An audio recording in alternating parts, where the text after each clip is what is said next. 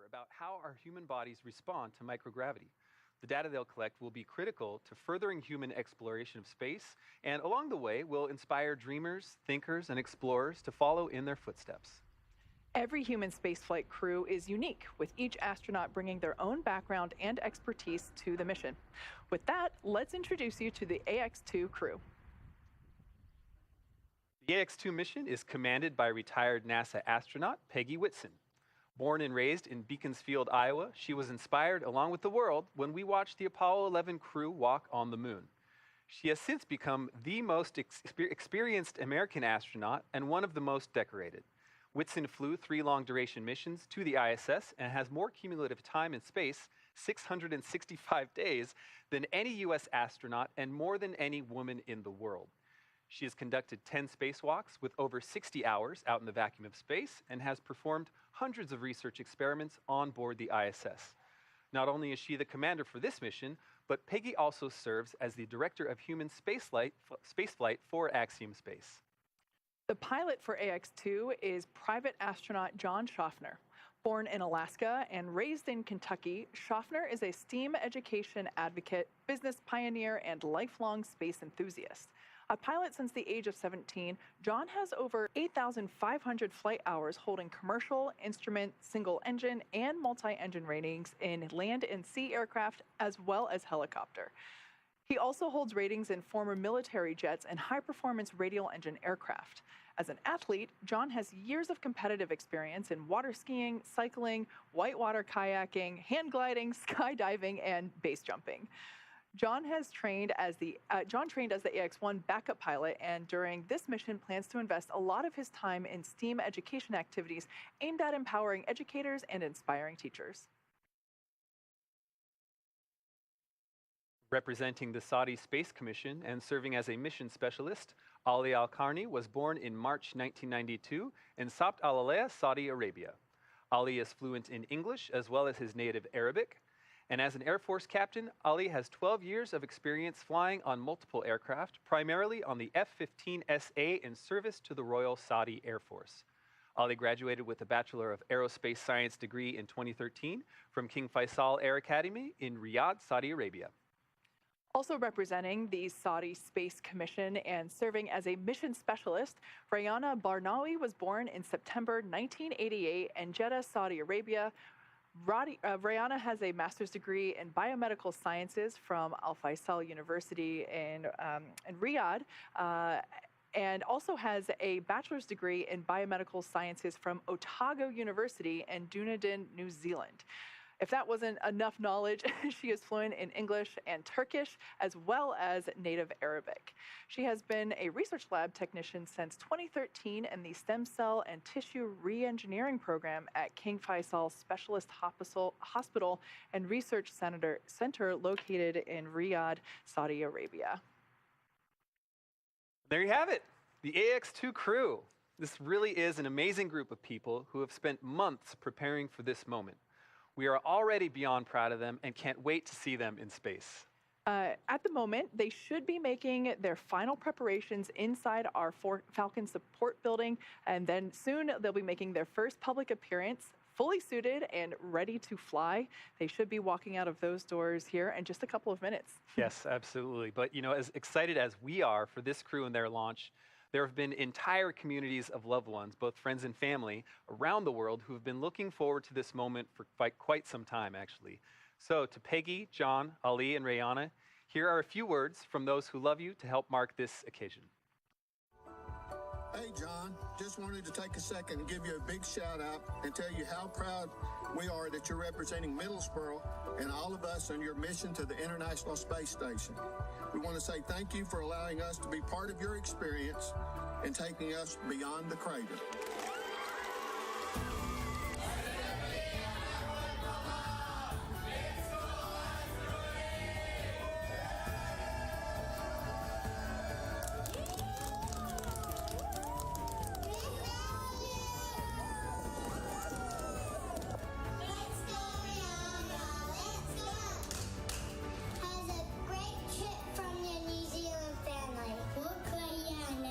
حتى حنا حابين نكون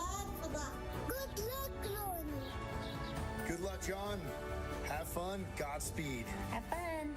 Going to outer space. I am so fired up for you. You have no idea. Wish you the best of luck, and please, please do send me a postcard from up there. Congratulations. I'm so excited for you, John. Woo! Excellent. Good job. Wish you the best of luck. I don't know who these people are, but they will also want to wish you a safe and excellent mission. Enjoy and say hi to the boys from all of us. Yes. Bye. Good luck. Take one. Tell the skies, a new star is rising.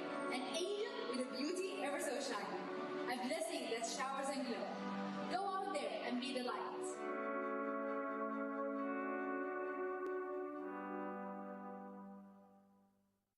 Such a sweet insight into all that support and all those friends and family. Super touching. That's great.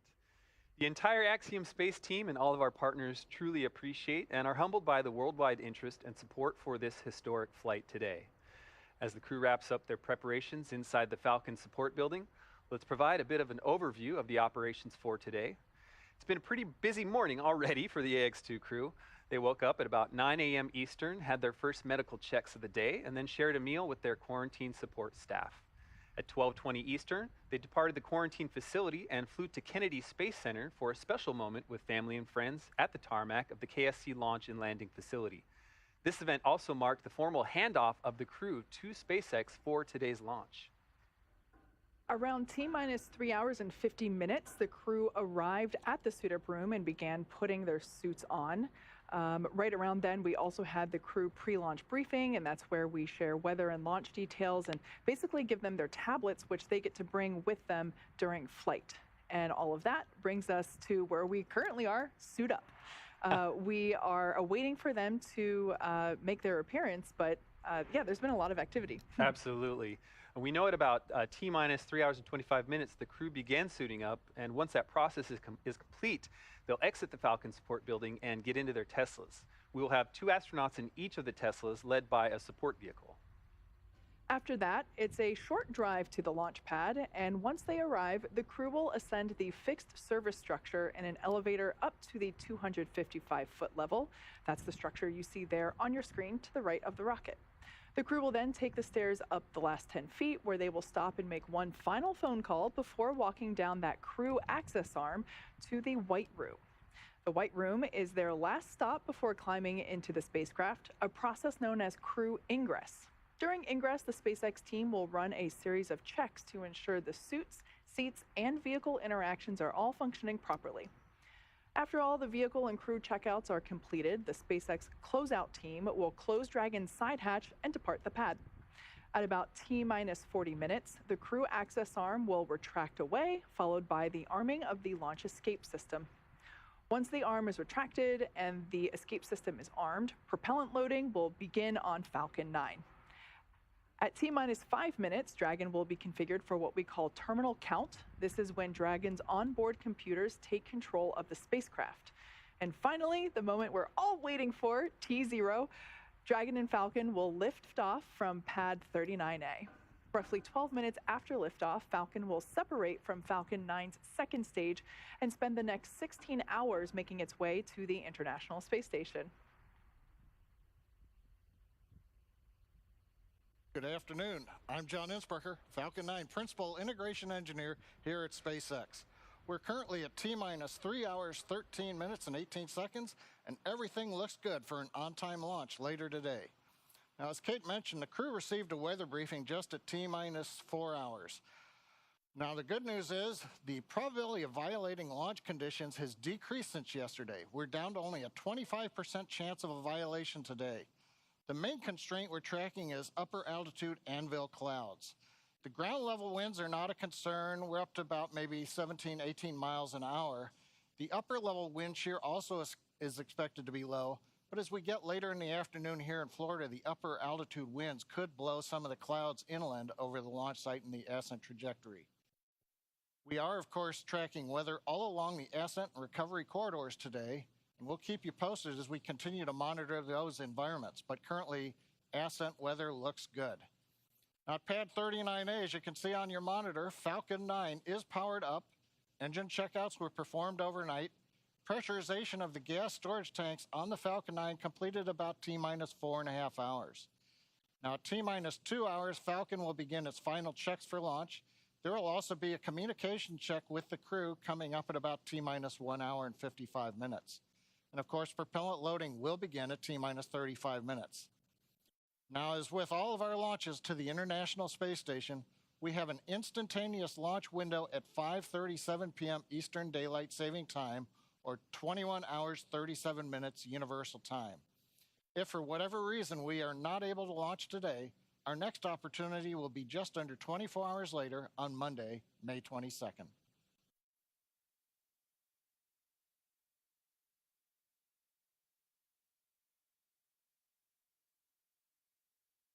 All right, at this point in time, we're at T-minus 3 hours, 11 minutes, and 20 seconds. At this moment, we are roughly 5 minutes before the crew is expected to walk out of the Falcon support building, after which they will hop in the Teslas and head up to pad 39A, which you see there on your screen. As a reminder, this is SpaceX's 10th mission flying people since 2020, which is incredible to think about, and our second of 4 missions for Axiom. Right, very exciting for us. Well, speaking of milestones and special moments, I wanted to take a moment to highlight a tradition we started at Axiom Space when the AX-1 crew went on their mission and has continued with this crew. A few weeks ago, just before the crew headed to quarantine, we held our Stepping into Space ceremony. Teams across the Axiom family gathered at our Axiom engineering facility and joined with the AX-2 crew to celebrate not just the ending of their training, but also that important pivot to what we call the operational stage of their mission. Here is a quick recap of that moment. We're about to launch to the International Space Station for this incredible mission. This is a delineation. Everything before was training and preparation, and now we're in operation. AX-2 represents a major step for us. Our last mission was 3 individuals who flew and did remarkable research on orbit. Now we have a combination of individual and a country that's going to fly with us. I mean, this is what we're all about. This is the global outreach that this company has. We're making history. Here they are, the AX-2 crew.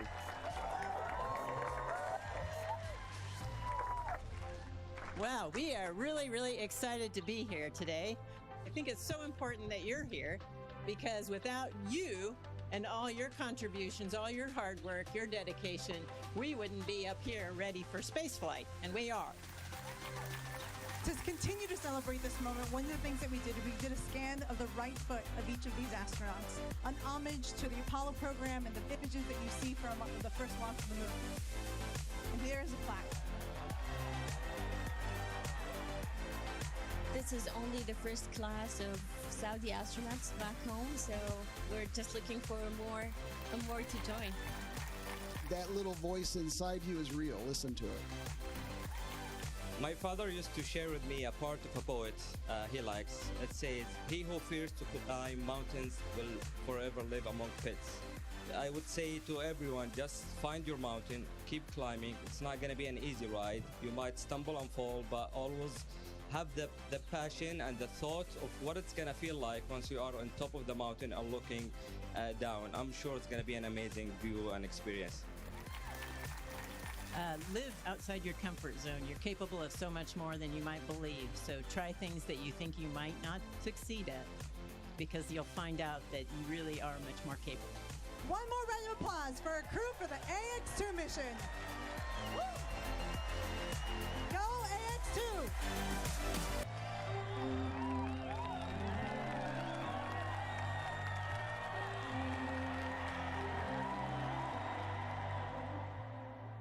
What an amazing tradition that you guys have started. I love that. It's so great to see that Axiom family specifically come together and support this crew, get their big final send-off for all of that preparation they've been doing. Now, we are just moments away from seeing the crew for the first time today. This is a live view outside of our Falcon support building located... Core countdown, suit donning and checkouts are complete. Stand by for walkout. We're on schedule. All right. Almost perfectly on cue there. That was the SpaceX core calling out on our countdown nets to let the integrated teams know that all of our crew members are in their suits. They went through the appropriate checks and fit-ups, and we should be seeing them walk out these doors any minute now. I love the serendipity of that moment. That's going to be the rest of the day, right? Everything's right on cue. Yeah, I like it. This is certainly a big moment for them. That moment at Axiom where we have this stepping to space send-off is a big one, going from that training to operational phase. But this might be the next big one, the next big step for their mission. Now, we have seen the crew in their suits, in the days leading up to launch. We had a dress rehearsal a couple days ago. I guess that was Friday. And so we've seen the crew walk through and rehearse all of this, but this will be the first time that we're seeing them on the day they get to go to space. I have to imagine it feels completely different. But I also think maybe their training has made this sort of normal. They're in the mode, they have the muscle memory at this point. Something's familiar, but some things have to also be a little heightened today. Absolutely. Now there we can see the 3 Teslas that will take them up doors to the elevator doors at the base of pad 39A. We will see Commander Peggy Whitson and pilot John Schaffner together in one of those black Teslas, while the mission specialist Ali Al-Qarni and Rayana Barnawi will be partnered in another. So like we said, it's a short drive. They could walk it. It's pretty warm in Florida already and a little humid. So we want to keep everybody cool and comfortable. So they're going to hop in these vehicles and head up. Launch director in the countdown net. The crew is beginning their walkout to drive to the pad at this time.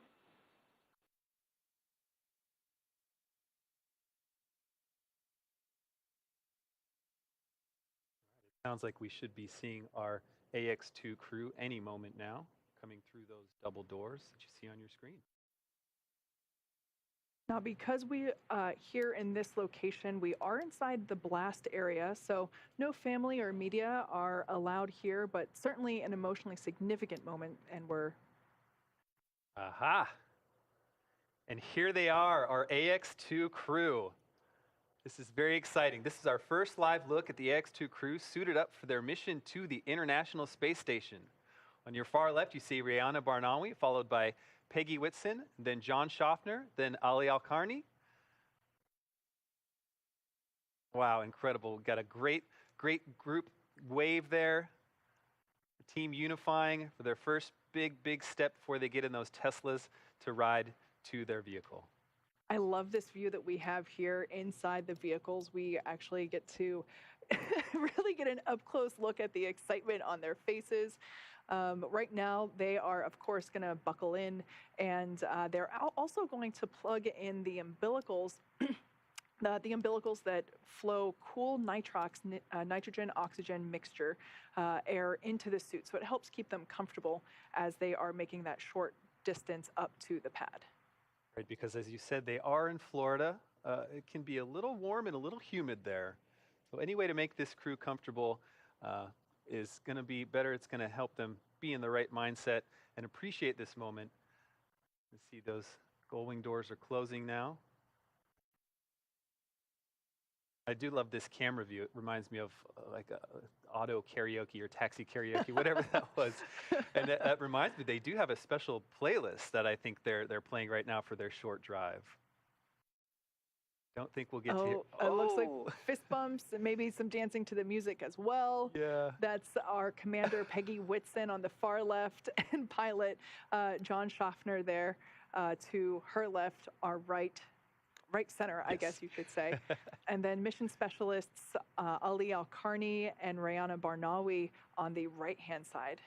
What a great moment there where you saw each pair of crew members sort of grasping hands, doing fist bumps, so kind of having their another level of realization for this step in their missions. It's so wonderful to see that. Love to see the teamwork too.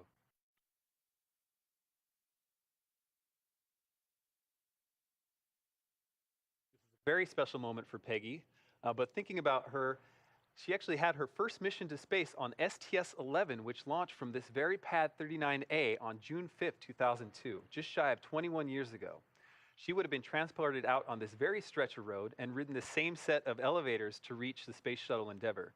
Now today, just everything else is basically new. The suits, the rocket, obviously, all of those things are new, but it's pretty fascinating to think of this throwback. And actually, here's a photo of then rookie astronaut Peggy Whitson. Wow. I love that. Incredible. There she is in the White Room. And actually, as this crew rides out to their rocket, their commander, Peggy Whitson, wanted to share a special message with them and to each of you who have helped make today possible. As I get ready for spaceflight, I want to say thank you to everyone who's contributed. I know there's so many of you out there that are helping to make each and every piece come together. The engineers that design things, the welders that put things together, the instructors that teach me how to operate this really very complex piece of hardware and how it's all integrated together by all the software engineers. And then we have a ground team that's helping us. And we have ground teams all over the world that are helping us be successful on our missions. And every one of you does a tremendous job to make spaceflight possible. Thank you, thank you, thank you. What a fantastic message from Peggy Whitson, from STS-111 to AX-2. What a career, what phenomenal set of achievements.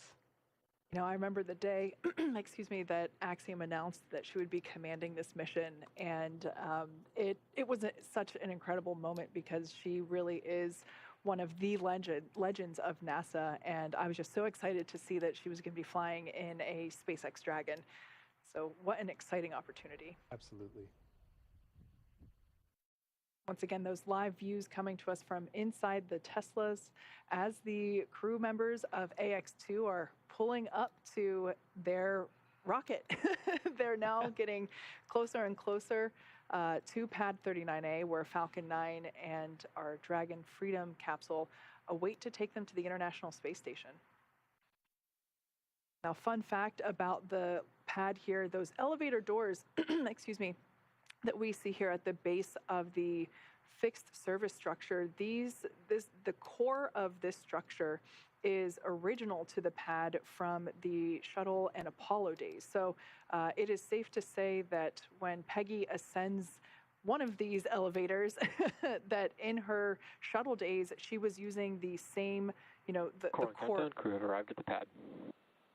There's that call out, just letting everybody know on countdown that the crew has arrived to the pad, as we can see. We have Peggy Whitson and John Schaffner. They've exited their vehicles first. This is one of my favorite moments that we have during the launch sequences. Right there it is. Lean back. The lean back, and they have to. The vehicle stands so tall there on top of the launch mount. We'll probably say this throughout the broadcast, but they've seen the rocket before. They've been in it for dry drafts. It's got to look different on today, this day of launch. Another fun fact about those elevators, the levels of the fixed service structure are not marked by the level number that it is. It's the height in feet that they are ascending to. So the AX-2 crew is going up to the 255-foot level, and they will ride up, and that then, after they exit, will take a short 10-foot stairs up to the next level. The difference being is basically the difference in height between the shuttle access arm and the Falcon 9 access arm. Beautiful view there of the backside of the transporter erector. That is the structure that we use for integration of the vehicle, as well as transportation of the integrated vehicle to the launch pad. And of course, we roll it up horizontally and then lift it to the vertical launch position, within, depending on the mission, days or hours prior to liftoff.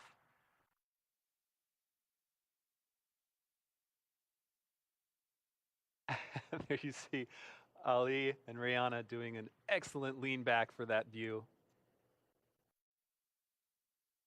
You can see the excitement, hands clapping.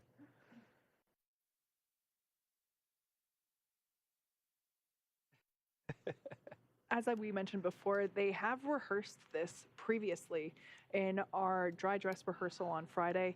They suited up, they rode out to the pad, they got in the spacecraft. So they have technically done all of this once before because, in spaceflight, we love to rehearse and practice everything. And really, like, the moment for them to look up and realize that these are their last steps on Earth for a few days must be such an incredible moment. The day that they actually get to go to space. It's a moment that they've all trained for a very, very long time for. Absolutely. So exciting. You see now in your screen, that's Peggy and John. I believe they're using the phone to make their phone calls before launch, or last calls. Now, for those of you looking at the view here and wondering what those arrows are for, those arrows point the direction towards safety in the event that the crew needs to leave the area quickly. They just look down and they're able to follow those chevrons over to the escape pods, basically. They are baskets on a zip line that allow them to leave the tower if necessary. It's a little counterintuitive because they're walking opposite of the arrows, which of course makes sense because they're going to space, not away.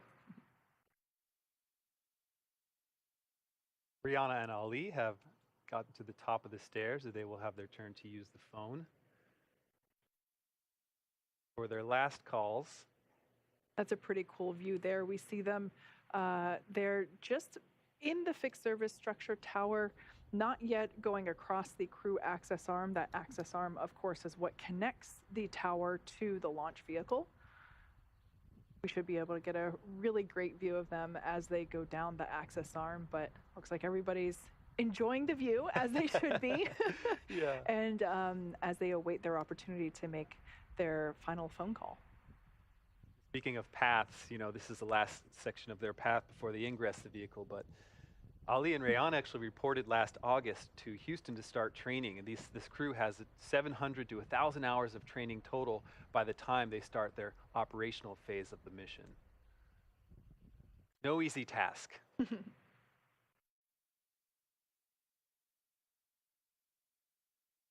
Now, the folks that are dressed in the all-black bodysuits, those are members of the SpaceX suit and closeout team. So these are the SpaceX employees that will be assisting the crew through their egress and suit leak checks.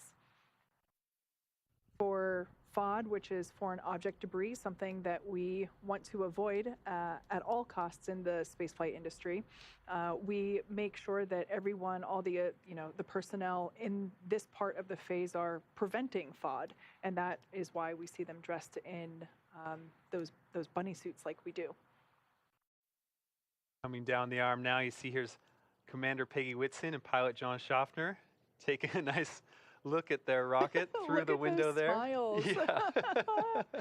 It's incredible, to see someone like Peggy that has been to space so much, one of the most decorated NASA astronauts ever, to still be so excited. Yeah. It's really heartwarming. We see here now that Peggy Whitson and John Schaffner have now arrived to the White Room. This is a great shot of where they will get to actually, right on the wall, they're going to add their signature to our basically wall of fame. Everyone, crew at the White Room. Everyone that flies on a Dragon mission has the opportunity to add their signature. We can see them adding their signature there to the black SpaceX logo, joining the names of the Axiom 1 crew as well as the Inspiration 4 crew.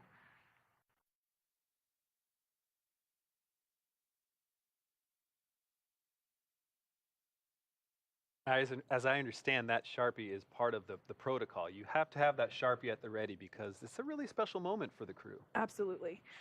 We can see the crew members, the closeout members that are assisting the crew with their ingress process.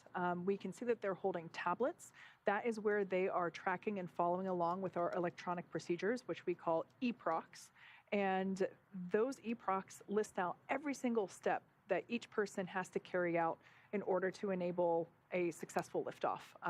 And of course, we have an instantaneous liftoff window today as we are going to the International Space Station. So it's really important to keep tabs on who's doing what and how much time we have left in each activity. We do build in margin into the schedule so that if one thing takes a couple minutes longer, it's okay. We build in a little bit of flexibility there. But those tablets allow the crew to follow along. And one of those steps in the eProcs for the advanced team, which is the team of SpaceX employees that arrive there to the pad in advance of the crew to prepare for crew arrival, one of those things is to make sure that there is a Sharpie in the white room. We can see there one of the SpaceX closeout crew team members assisting. Core on countdown, ingress started. We want to make sure that nobody bumps the helmet or the side hatch as they enter the vehicle. We can now see pilot John Schaffner in the seat on the left and Commander Peggy Whitson in the seat on the right.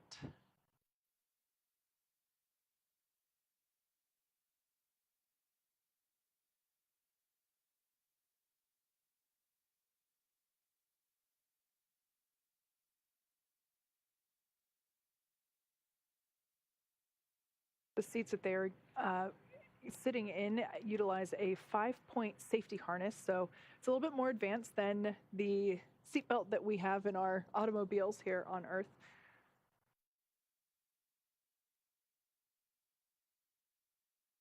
We have John and Peggy in the vehicle.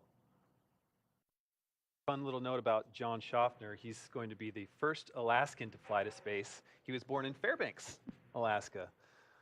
I've spent a lot of time there from my biology background, and it's an extreme environment. So just being from Alaska, I feel like is training enough to prepare for space. Alaska is cold, space is cold. Yeah, there and you they go together. We can see there our mission specialists, Rayana Barnawi and Ali Al-Qarni, still finishing up the final steps before walking down the crew access arm. They are working with the SpaceX closeout team members to do the final checks and, of course, some waves. Now entering that crew access arm and making their way down to Dragon Freedom. Miles and waves.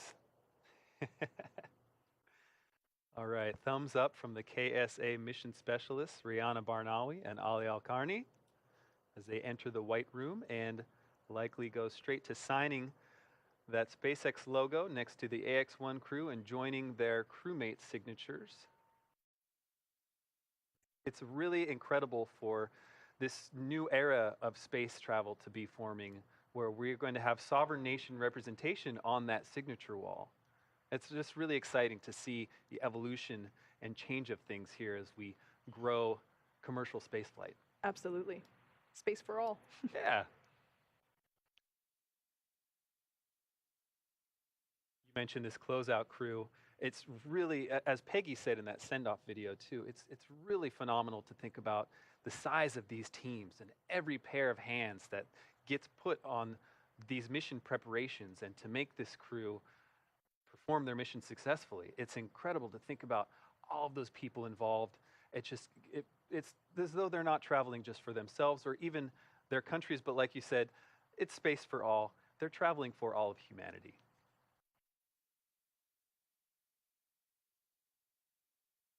Once again, we can see the tablets being utilized for the closeout team members to follow along with the procedures step by step. They're also marking off when a step is completed and essentially just keeping track of what is remaining, what open work remains. We can see here they're going through and doing the final zip ups of the gloves. You know, for comfort reasons, excuse me, for comfort reasons, we don't make them do final suit up, I should say final suit up with all the zippers and whatnot, so that they can still be comfortable as they're riding up and making their phone calls. And this is the final check to ensure that everything is locked in place with those zippers and fasteners. We can see now that pilot John Schaffner on the left and Commander Peggy Whitson on the right are in their seats, getting those final strap in with that seatbelt. We can see that they have tablets on their legs, which allow them to also follow along with the same procedures step by step.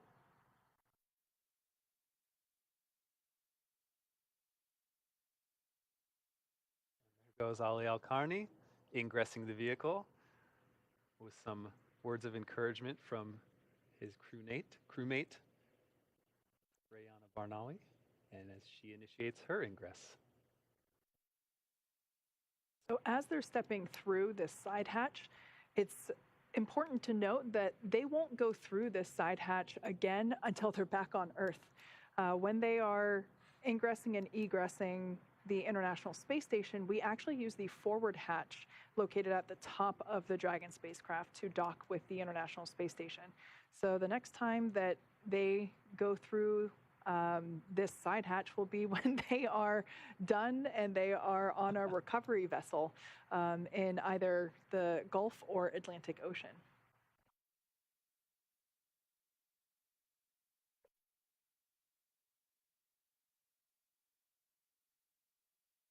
Okay, we're getting our first looks of our full crew seated inside the Dragon. On the far left, you have Rayana Barnawi, followed by John Schaffner, Peggy Whitson, and Ali Al-Qarni.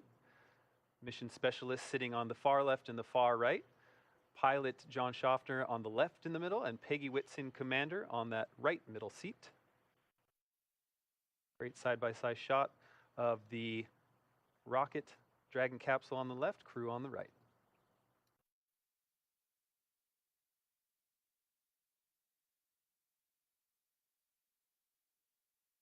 We can see there, in addition to the tablets that the crew uses to follow along with everything that's going on, they also, I just love this view. This is coming to us from our drone that is circling pad 39A. You can really appreciate, one, what a beautiful day to go to space. I love it whenever we can see this coastline come into view. But yeah, just a beautiful pad shot of 39A. Of course, this is where many of the shuttle missions launched from, but this is also the Apollo 11 launch site as well.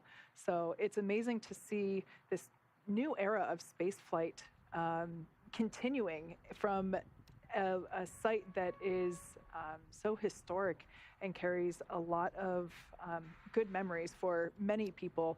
As you mentioned before, Peggy Whitson having flown from this pad herself on a shuttle mission. So I just think that's so amazing that we're able to continue spaceflight from such an important piece of ground. Absolutely. And in thinking about all of the science that's going to be performed on this AX-2 mission, it made me look at the calendar and actually see that Space Lab was launched from this same pad 50 years ago to this year, so 1973. And that was, of course, a huge progressive step in doing scientific research in space. And so we have this really cool full circle moment where we're initiating a big step in commercial spaceflight that's really going to progress the research that's done in low Earth orbit, tying it back to the same pad where Peggy launched, and even before that, where Skylab, one of our influential science components of space exploration, was launched from as well. Really cool history, like you're saying. This here an exterior view of the Crew Access Arm and Dragon Freedom. Well, today we are carrying 4 people to the space station. Dragon can actually seat up to 7. The additional 3 crew members would be located basically under where the 4 seats that we use as we see today in lieu of cargo. So underneath the astronauts, as we see now, there is actually cargo located underneath them. Within that cargo will be things that they use like food and water, as well as the clothes that they will get to change into once they are able to take off or doff their spacesuits. Once they reach orbit, they'll be able to take off the spacesuits and change into other clothes and basically sleep in that while they make their way to the International Space Station. And we can see here the tablets that they have that they follow along with the procedures on the left leg. But on the right leg, we see another rectangular shape. That is the connection point for the umbilical. And that is where the basically the interface is for flowing, again, some more of that cooled nitrox, which is a nitrogen-oxygen mixture. That air gets flowed into the suits to help keep them comfortable. It's the same stuff that scuba divers use in their breathing tanks. The umbilical is also what connects the electrical and communication and avionics. So that's how we basically get telemetry to and from the suit, and in addition to those communication packages. Now, the seats that they are sitting in are custom sized for each astronaut. So if you think of the human body, and some people might have longer legs and shorter torsos, and vice versa, where they might have longer torsos and shorter legs. Thought we were going to get some communications there. Sounds like we had some in-capsule audio, so that's good to hear starting to come through. But yeah, all the length of the seat that they are sitting in, as well as the length of the footrest and the length of the armrest, are all sized appropriately for each astronaut. So really helps to make sure that they stay comfortable as well as safe through all phases of the mission. Their spacesuits are also custom sized, and they actually come here to Hawthorne not only for hours and hours of training on procedures and operations, but they also come on site here to try on the suits and make sure that everything is fitting well, make sure that as they go through, the motions of executing, something while they're on orbit, making sure that everything is super comfortable and nothing is rubbing in the wrong places. Since the beginning of the space race in the 1960s, a custom patch has been used to represent and identify individual missions and their crew. It is also a long-held custom that the crew influence or outright design their own patch, injecting it with symbolism and personal elements to commemorate their journey. This crew has continued this long-standing tradition with their official AX2 mission patch. Take a look. The AX2 mission patch highlights the beauty of space, hope for the future, and the important role of the ISS to unite the best aspects of humanity. Shown prominently are the mission name, AX2, the family names of the crew members, and the flags of the United States and the Kingdom of Saudi Arabia, the two nations represented on board today's flight. There are 5 shapes drawn as constellations, and these represent the crew's intention to focus on inspiration, education, and teaching through STEAM education initiatives. And so there's a constellation for science, technology, engineering, arts, and math. The arched path leading from the Earth to space is colored lavender, which is a culture significant in the Kingdom of Saudi Arabia, symbolizing hospitality. That arched path and color also reflect KSA's desire to be part of the space sector and position itself as a contributor to the global space community. Then, naturally, the space station is central to the image as the destination of this crew, while Earth is featured with prominent horizon lines symbolizing optimism, hope, and inspiration. Just as you see this mission patch worn by the crew on their flight suits, this patch is currently adorning the walls of Axiom Space's Mission Control in Houston and is placed in a position of honor everywhere this crew is being supported for the duration of their mission.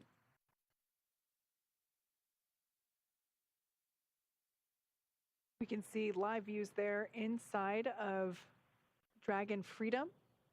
Now, this capsule that they are flying in is a reused capsule. It has been to space before. Additionally, Falcon 9 is also a reusable vehicle. It's the world's first orbital-class reusable rocket. And while today marks the first flight for this rocket, it will be the second flight for the Dragon spacecraft. Reusability is a big deal, not just for us at SpaceX, but also for the future of spaceflight. Reusing hardware, similar to how airlines reuse aircraft, allows us to refly the most expensive parts of the rocket, which of course in turn drives down the cost of space access. Imagine if you had to fly on a brand new airplane every time you took a flight. Most people would not be able to afford that plane ticket. In the same way, a fully and rapidly reusable launch system is the key to becoming a multiplanetary species. To date, SpaceX has completed 39 Dragon missions, including 36 visits to the International Space Station, and 18 of those 36 missions have actually been on reflown Dragons, which is pretty awesome. As you've heard me mention before, the Dragon capsule flying today, named Freedom, will be making its second trip to space. It previously supported the NASA Crew 4 mission in April 2022, so just over a year ago. Now, as for our launch vehicle, the Falcon 9 rocket has completed 224 total launches, and 70% of those have been on reflown rockets. The booster supporting today's mission will be lifting off for the first time, as you might be able to tell by the fact that that first stage is shiny and white. The way that I often tell people is, if the paint matches the second stage, it's a new rocket. Well, speaking of firsts, today marks the first time that we're landing Falcon 9 back on land for a crew mission. Previous crew missions landed on a drone ship out in the Atlantic Ocean. So we actually see a live view now of LZ-1. That is the intended landing destination for the booster today. Landing back on land has a lot of benefits. It eliminates the need for our recovery team to be stationed out at sea for days and improves our turnaround time to get Falcon 9 ready to fly again. So I also personally love the land landings because the Space Coast can actually see and hear the booster return to LZ-1. So super exciting. It's just under 2 hours, 36 minutes to the launch of Axiom 2. As you've seen, the 4-person crew is in the Dragon spacecraft. We're preparing for the first of a series of communication checks. These checks will be with the SpaceX core, and they verify the crew connections in Dragon through an umbilical that remains hooked up to the capsule until liftoff. As I said, the comm checks are going to be with core. That's a member of the Dragon ops team, and that operations team is located here in the Mission Control Center at SpaceX headquarters in Hawthorne, California. The Falcon 9 and Dragon launch teams are located in Firing Room 4 at Kennedy Space Center.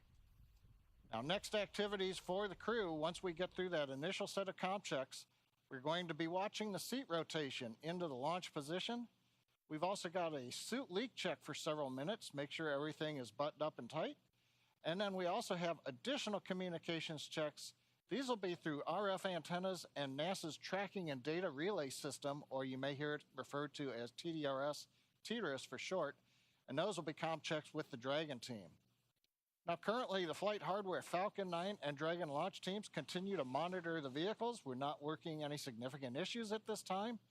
We are continuing to just watch the weather. It's Florida, it's late afternoon. Ground level continues to look good. Winds are low, and we've got nice looking skies there on the camera view on the left. We are watching upper altitude winds in case some of the anvil clouds do drift over the launch site or the ascent trajectory in the last hour. Now, for upper altitude winds, SpaceX uses a Doppler radar to study wind direction and speed. And that allows the SpaceX structures and control engineers to calculate loads on the vehicle and verify that we're good to fly. The Space Force Range releases balloons for us, and that gets low altitude wind data. That supports Dragon's contingency launch commit criteria. But right now, T-minus 2 hours and 34 minutes. Everything continues to look good. Next up, we're waiting for comm checks. We see the crew right there. Make sure that their connections through the seats, through the umbilical are good. They'll talk to the core, and then we'll take it from there with the remaining series of checkouts of comms, seat rotation, and the suit leak checks.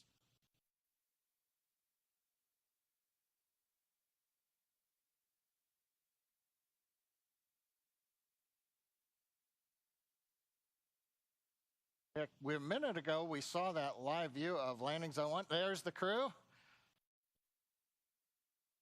Waves all around.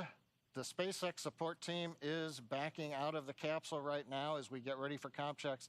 Bigger thing is we'll then go into seat rotation, so we want to make sure everybody's out of the way, clear the seats, make sure everything underneath the seats are all stowed for flight and ready to go. We Talked about landing zone 1, showed you a live view a few minutes ago. We're hoping to get a nice view of the first stage when it comes back to Earth. About 8.5 minutes after launch, we ought to see that coming back down into that landing zone 1 view.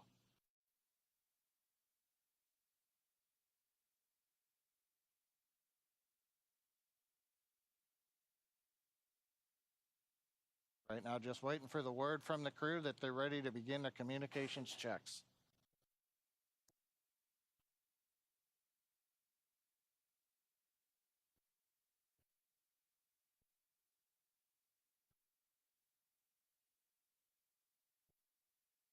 Coming up on 2 hours, 32 minutes till launch.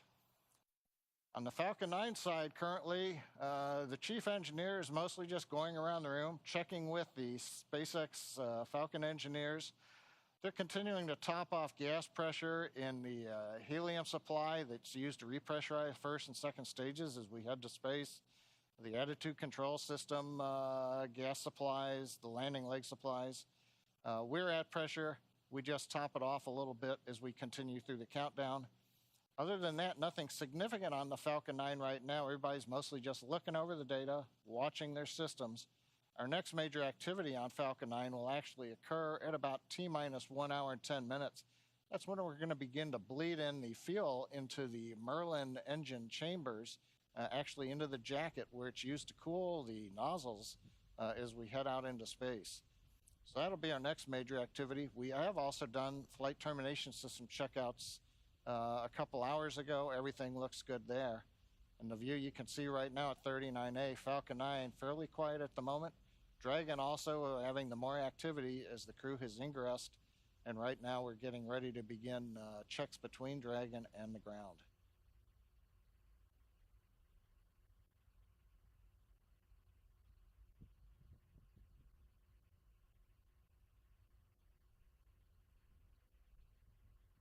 We're now T-minus 2 hours, 30 minutes, and 42 seconds until liftoff of Axiom 2. Heading to the International Space Station, we have a T0 time of 5:37 p.m. Eastern Time, 2:37 p.m. Pacific Time. As John mentioned, and as you can see on screen, weather's cooperating at the moment. We can see the exterior of the capsule there. This is actually a great shot because not only can you see the service section, which is where the crew is, you can also see another great view of the trunk. This is where we are able to put unpressurized unpressurized cargo, and that trunk is the part that will be jettisoned before the crew actually return to Earth. Great view coming to us from our helicopter circling the pad. You can also see below the trunk the white second stage, below that the black inner stage where we have the grid fins attached, and then below that the white first stage.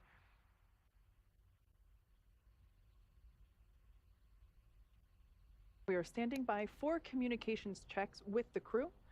So it will be a series of checks to ensure that all seats are able to communicate with the teams, both at the Launch Control Center in Florida, as well as here in Mission Control in Hawthorne, California. After we get through comm checks, we will perform leak checks on the suits. That's important, just to ensure that all of those zippers on the suits and the fasteners are all in the, in their final position. They're closed. And we pressurize the suit in order to basically test that it can hold that pressure over a period of time. In the event of an egress scenario, or excuse me, not egress, of a launch escape scenario after liftoff, the spacesuit actually functions as a mini spaceship within the spaceship. It's able to hold that pressure while the crew return to Earth.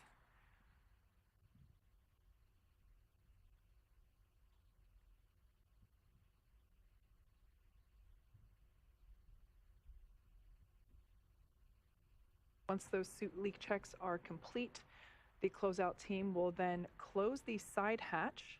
As I mentioned before, the side hatch is the door that they use to go in and out of the capsule while they are on Earth.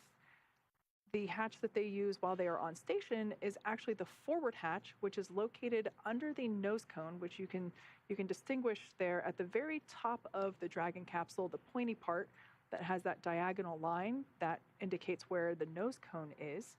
And that will rotate back. It'll open up and expose the forward hatch. And that's what the Dragon capsule uses to autonomously dock with the International Space Station.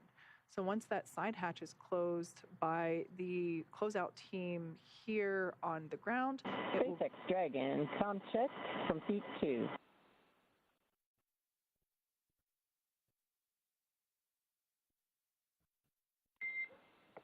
Loud and clear, Peggy, from SpaceX. How me? We have you loud and clear.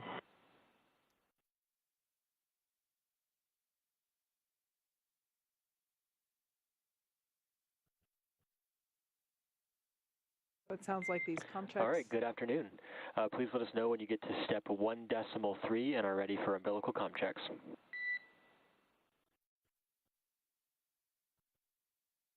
Okay.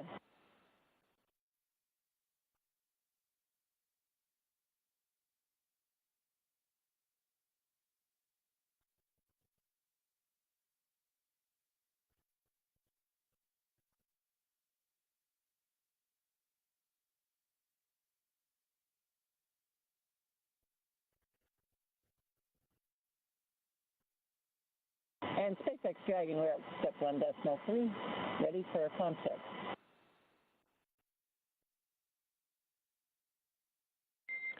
SpaceX copies. Stand by for umbilical comm checks. Okay.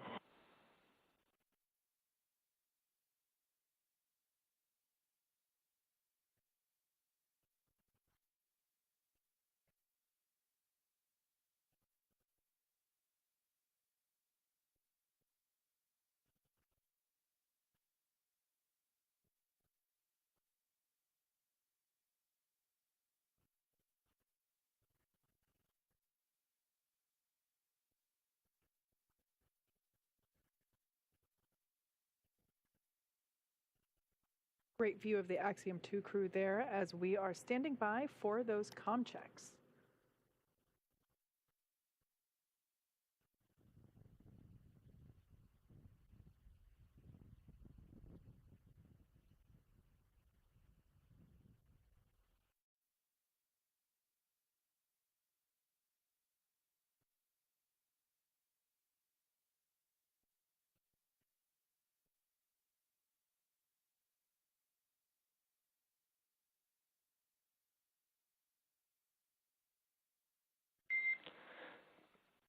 Commander, pilot, MS1, MS2, comm check. Commander has you loud and clear. Pilot, loud and clear. MS1, loud and clear. MS2, loud and clear. And core, loud and clear. Umbilical comm check complete. Please report when ready for seat rotation.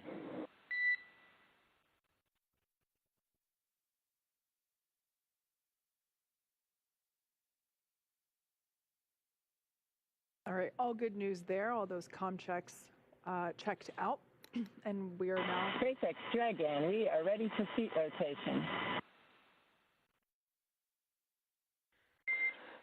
SpaceX copies. Will report when initiating. As the name indicates, these seats are going to rotate back into the launch position. This will enable the crew to have easier access to those crew displays located above their heads.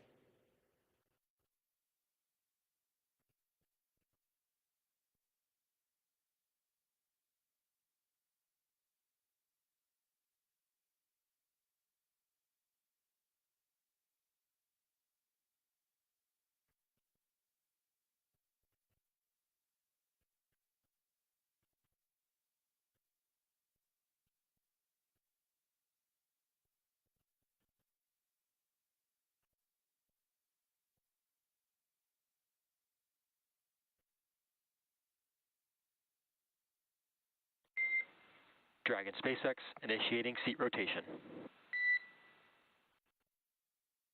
Dragon copies.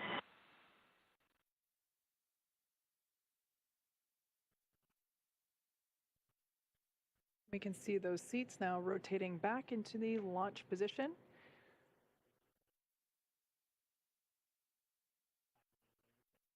Barnawi on the left.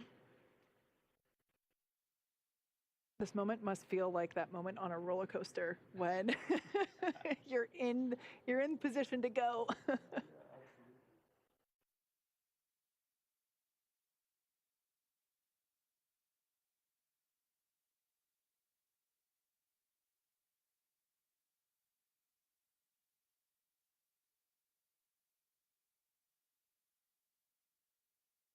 We are at T-minus Dragon 2 hours. SpaceX, seats are in the launch position.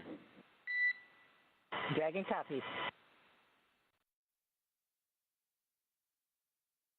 Okay, a comm there confirming that the seat rotation has been completed. We are at T-minus 2 hours and 22 minutes and 6 seconds from liftoff of the AX-2 mission from Kennedy Space Center in Florida, carrying 4 Axiom astronauts, Peggy Whitson, John Schaffner, Ali Al-Qarni, and Rihanna Barnawi, aboard the Crew Dragon spacecraft. It's been a very exciting day so far. The crew shifted their sleep cycle to match that of the International Space Station and are currently inside Dragon going through their pre-launch checklists. As of now, the astronauts have already completed their comms checks. That helps to make sure that they can communicate with the teams on the ground. Their seats have rotated from upright to their reclined launch position, which allows them to see and access the display panels there above their head. Up next will be the leak checks to make sure their spacesuits are in proper working condition before liftoff and to do final inspection of the spacecraft. So at this point in time, we're going to stand by, wait for those suit checks. We expect them to happen here in the next couple of minutes. After those are complete, the closeout team will be closing the side hatch for flight. That's one of the key... Dragon SpaceX, you are go for Section 2 suit leak check preparation. Copy, go Section 2, suit leak check preparation.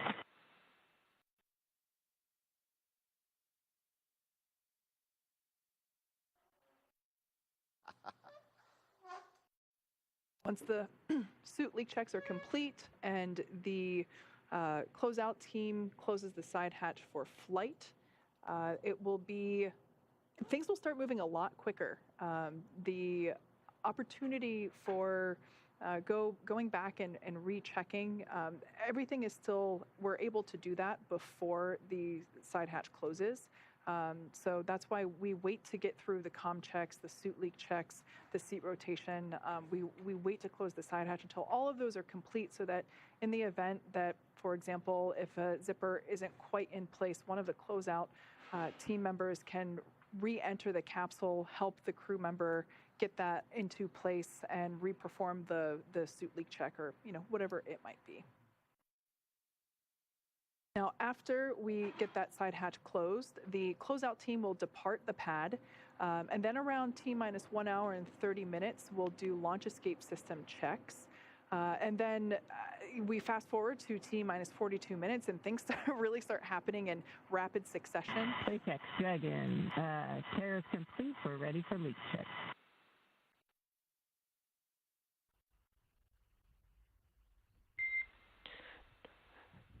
Dragon copies and concurs. You are go for Section 3 suit leak check. Copy, go for Section 3 suit leak check. All right, so that communication back and forth there between Commander Peggy Whitson and SpaceX Core, or Crew Operations and Resource Engineer, on that console today is Arthur Berrialt. That is the primary voice that we will be hearing communicating to the crew members.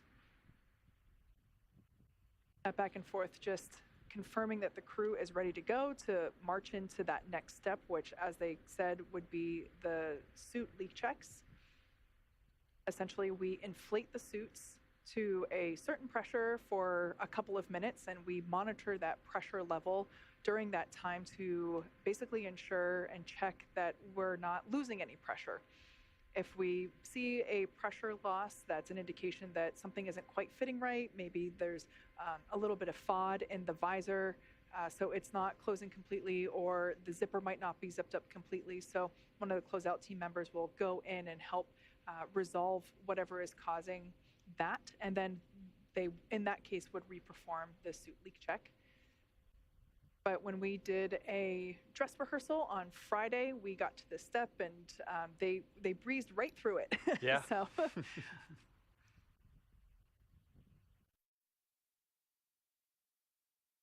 You can actually kind of see the crew there just resting pretty comfortably while these leak checks are underway.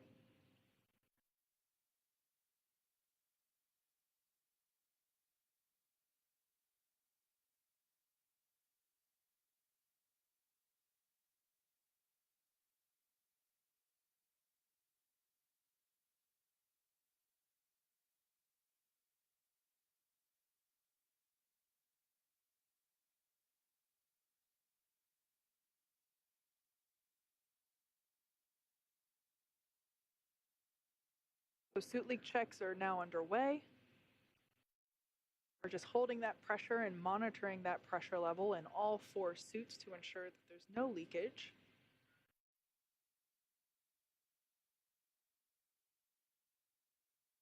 For those of you that have just recently joined us, we have Mission Specialist Rayana Barnawi on the left, the far left seat. That is seat number 4.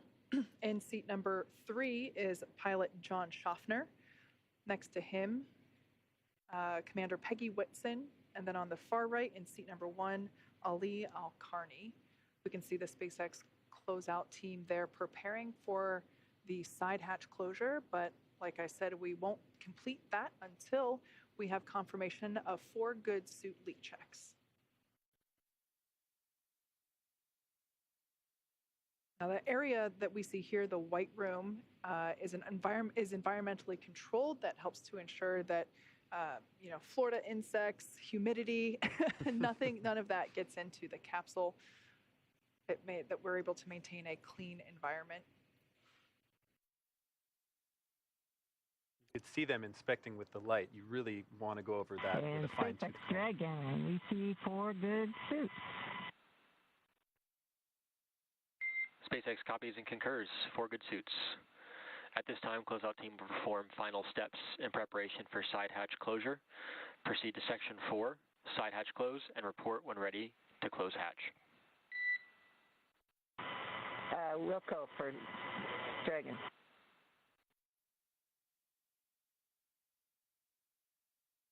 All right, good news there. We have 4 good suit leak checks. Closeout team now preparing to close the side hatch. Duke, as you mentioned, yeah, they are really inspecting that side hatch to ensure that we get a good seal there. Very similar to the suit leak checks that we just performed, we will do a leak check on that side hatch where we inflate the seal around the hatch. Again, to a certain pressure for a certain amount of time. We monitor that pressure for any decay or pressure loss. And SpaceX Dragon, we are ready for the closeout team to close the hatch.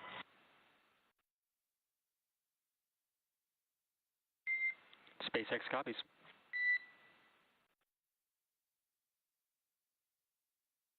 I think that's a very polite way of saying it's time for them to go so we can go to space.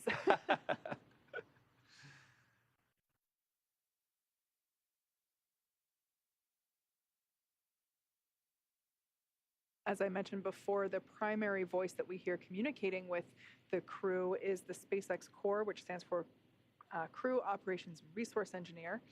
That person on console, while it's not the same individual through all phases of flight, but that seat is there and is filled by different individuals throughout the mission. And that is the primary communication to the crew. That person is responsible for updating them on statuses and confirming with the crew that they are ready to proceed to the next step, as we've been hearing them that back and forth this morning. Or I should say this afternoon now at this point.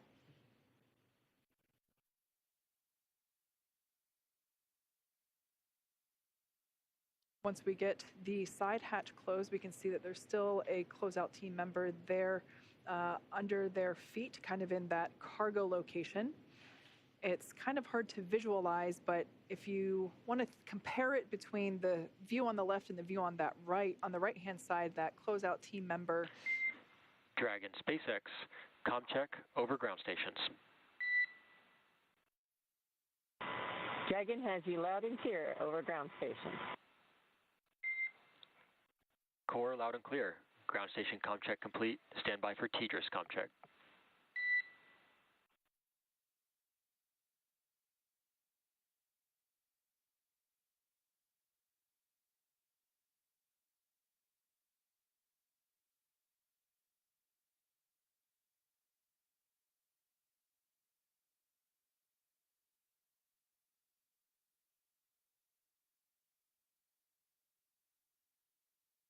Should be just a few minutes from side hatch closing, and until then we still have a good view of the crew in the capsule with one of the closeout crew members in the lower part of the screen there.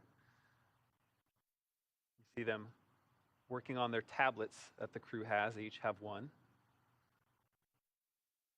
Nice view of the Dragon capsule on your left and some great weather out there.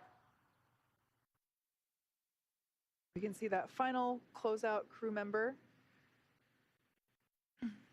making the last preparations and now popping out. So they have now egressed and are back in that white room.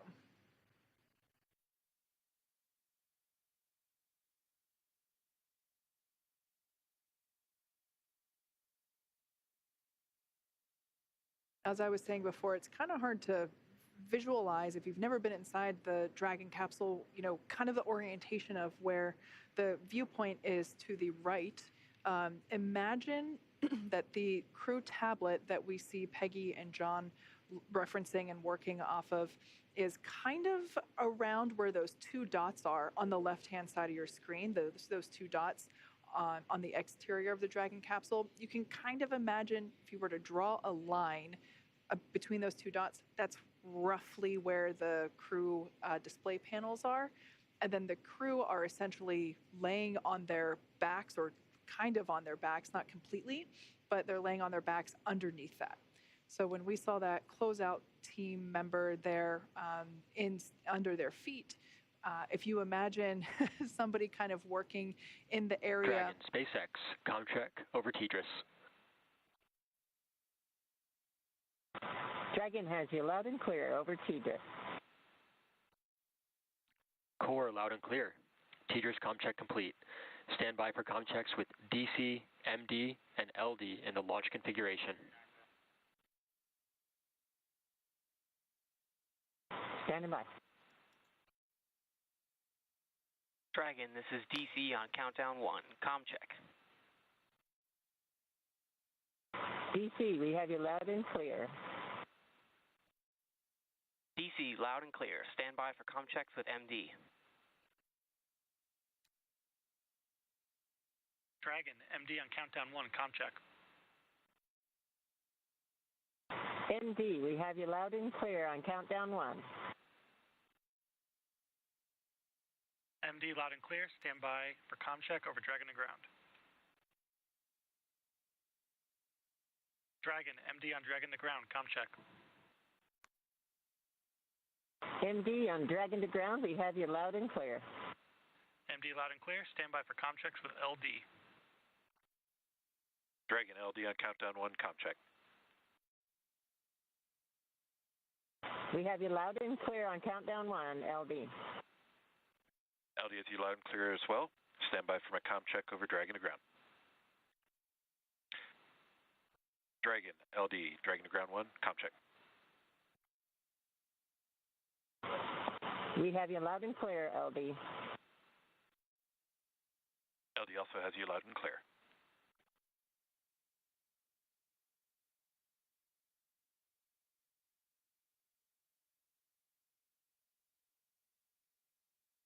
Dragon SpaceX, launch configuration and ComChecks complete.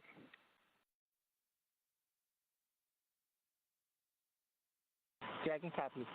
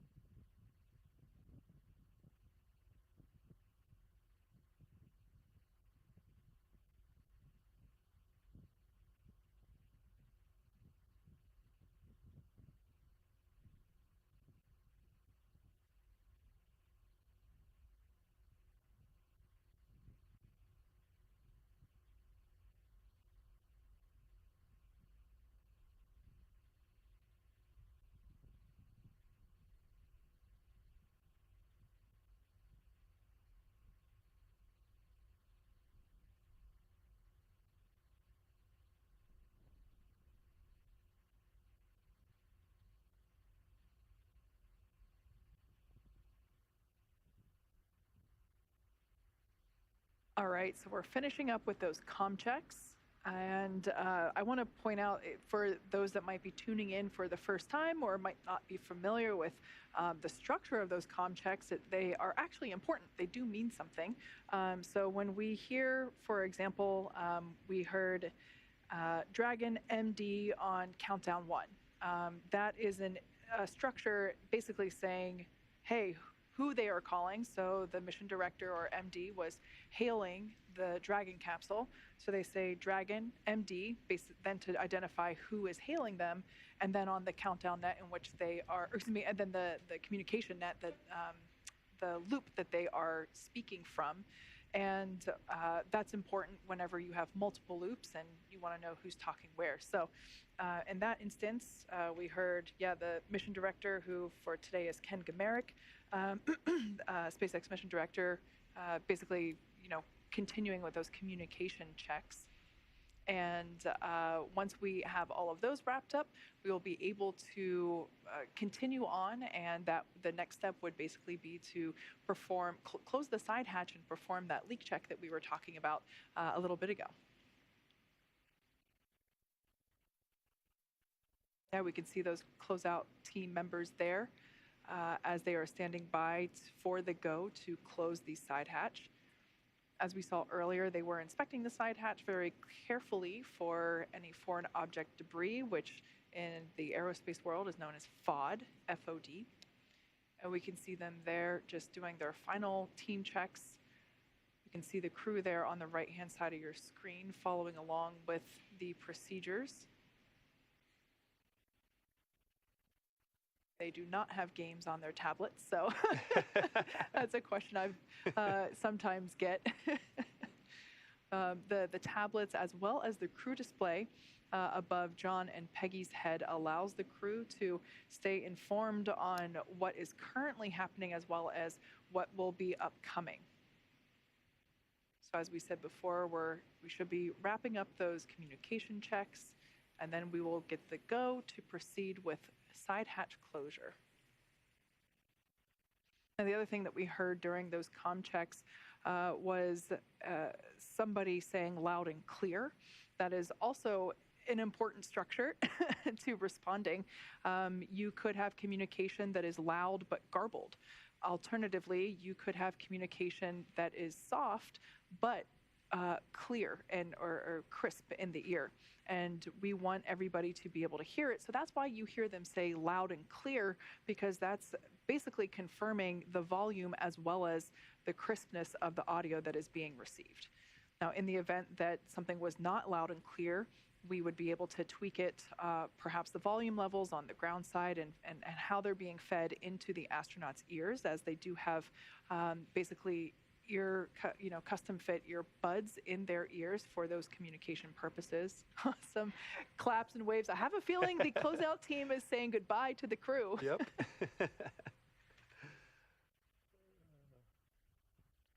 Dragon SpaceX. Closeout team is taking final steps in preparation for side hatch closure. Stand by for transition to pad hatch closed. Ensure all items are secure from now through launch. Copy. Closeout teams performing the final actions. We have secured all items prior to launch, and we're ready for the flight computer transition.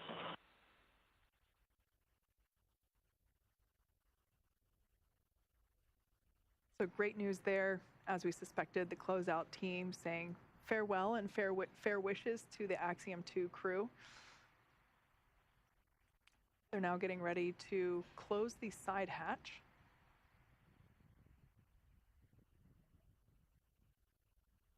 Once again, this room is environmentally controlled, so it helps keep out humidity, insects, which would be considered FOD, and ultimately just help keep that environment clean. We're now progressing with the side hatch closure. They're going to torque it shut.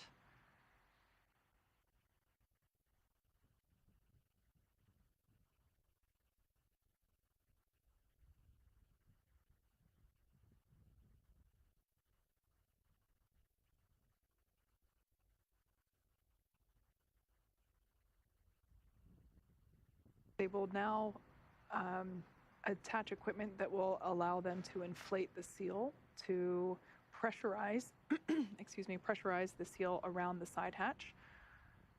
And as we mentioned before, very similar to the suit leak checks that are performed, that the seal will be inflated to a pressure that will be monitored over a few minutes, and basically monitoring to ensure that there is no loss of pressure, or also known as pressure decay. And if we did see a loss in pressure during this leak check, it would be an indication that Dragon SpaceX closeout team has secured the side hatch and has started the side hatch leak check per 4.3.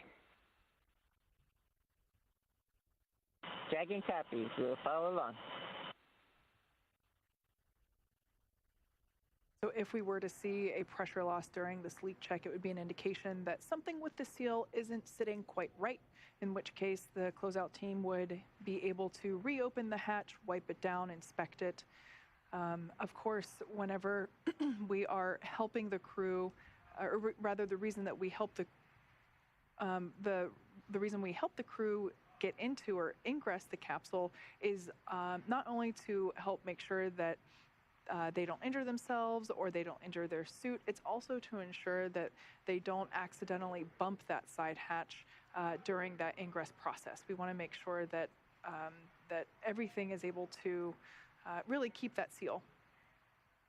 For that reason, we actually put protective fixturing that is removed right before the side hatch closure. We put that protective fixture there to help ensure that that side hatch is covered during ingress.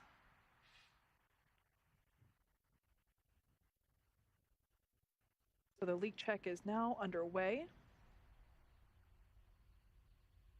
As I said before, we're going to hold this pressure for a couple of minutes and just monitor it for any pressure loss.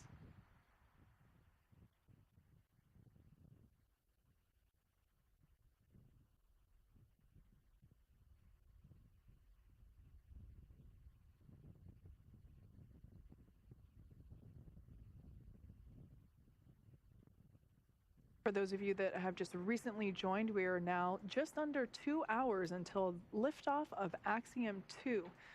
It will be heading to the International Space Station. We have a targeted T0 time of 5:37 p.m. Eastern Time, 2:37 p.m. Pacific. Weather continues to look really, really great. Almost picture perfect, I would say. Over the last 24 hours, we did see an improvement in our weather conditions, so something called the POV, or percentage of violation, which is basically our chances of violating one of the weather rules that exist and we have to follow for that liftoff time, and that percentage decreased to only 25%. So everything's still continuing to look good in terms of an on time, that liftoff targeting 5:37 p.m. Eastern.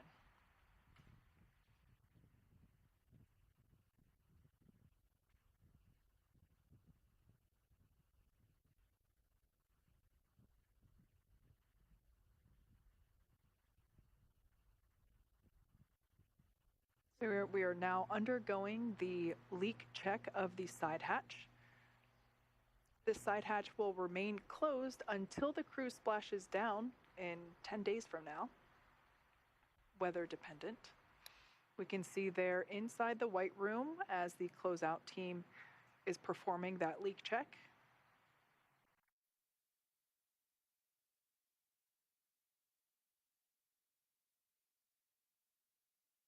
This is such a great view because we saw the astronauts add their signatures to the wall there earlier right before they got into the Crew Dragon. This was a tradition that SpaceX started with the Demo 2 mission. NASA astronauts Bob Behnken and Doug Hurley were the first to add their signatures to the white room wall. And of course, the Axiom 2 crew got to add their signatures along with the Axiom 1 signatures and Inspiration 4 there along the X that we see on the right-hand side.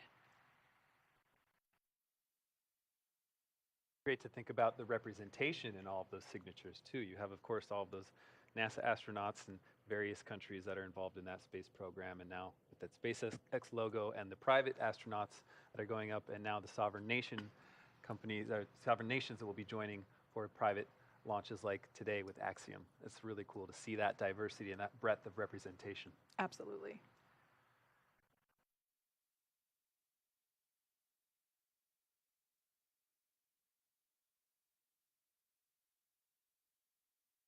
As I mentioned before, we are operating to a countdown today. That countdown helps ensure that all the teams are tracking to the same milestones for that T0 time. We are running with plenty of margin at this point in time. We are now awaiting the results of the side hatch leak check. Of course, we build margin into the timeline to allow us to reperform steps that might need to be done. So at this point in time, we've just been flying through all the milestones. So we are tracking with great margin at this point.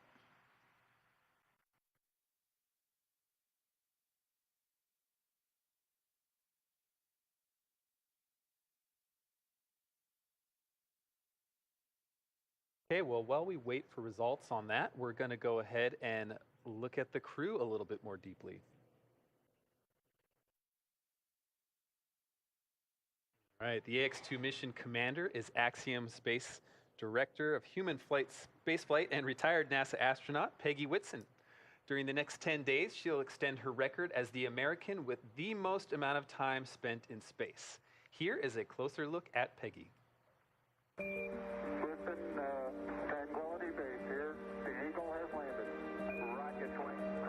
I saw the first guys walk on the moon, Neil and Buzz, in 1969. I was 9 years old, and I thought, what a cool job.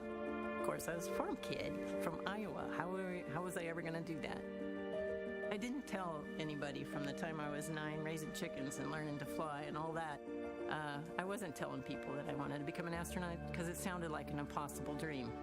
And it wasn't until the first females were selected and I graduated from high school, and that to me was when I decided, hey, maybe this is real. Maybe I really can be an astronaut. And it became a goal instead of just a dream. Peggy Whitson became the first female commander of the International Space Station. She also set records in these categories: most days in space for a U.S. astronaut, and more hours spacewalking than any other woman. She understands what human spaceflight really means when you approach it with that awe and respect and humility. It's like you're doing it justice. The experience of just being in space is incredibly special and unique. But to me, the most important perspective is perspective. You look out the window, you see planet Earth, and it gives you this perspective of how important that we're all one. And we're building this place out in space to replicate the piece parts that we have on Earth.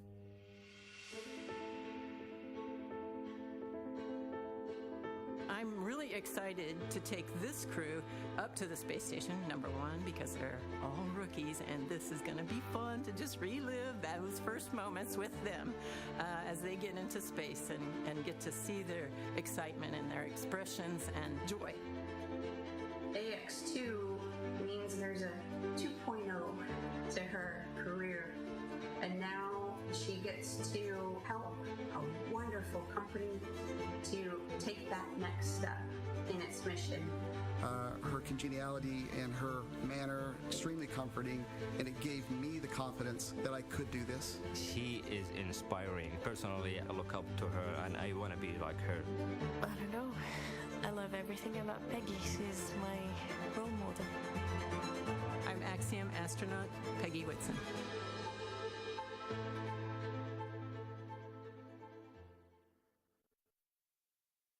The pilot for AX-2 is private astronaut John Schaffner.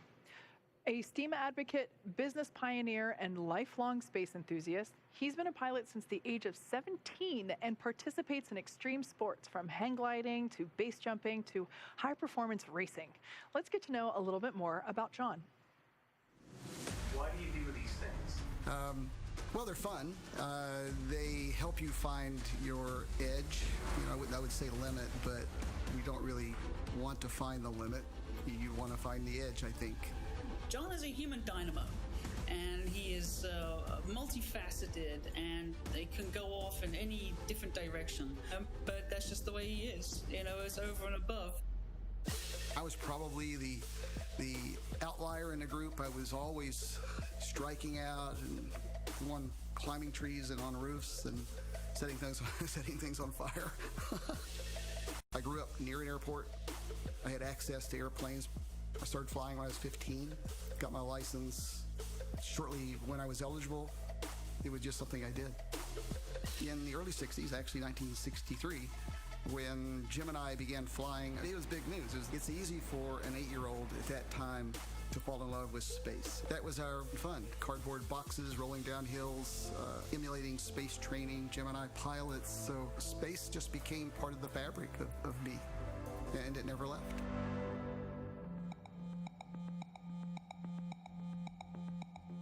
I'd heard about private astronaut travel before. A little bit of research pulled up Axiom Space and their mission. Well, my wife brought it to my attention. She saw the news article of Axiom flying and said, hey, you can finally go to space. And the moment I heard about this opportunity, I knew I would be on board. He's on a mission to encourage young minds to use their imagination. And from there, he says, possibilities are endless. I'm taking a patch for the Middlesbrough Independent School Systems. This is their middle school who last year actually decided to become a STEM certified school. What I want to do is show teachers and educators the value of listening and paying attention to what is in a student and help nurture what they see in them. It's hard to go against your nature, but if you can listen to yourself and follow that voice, then you have an obligation to nurture that. I'm John Schaffner, and I'm the pilot of AX2.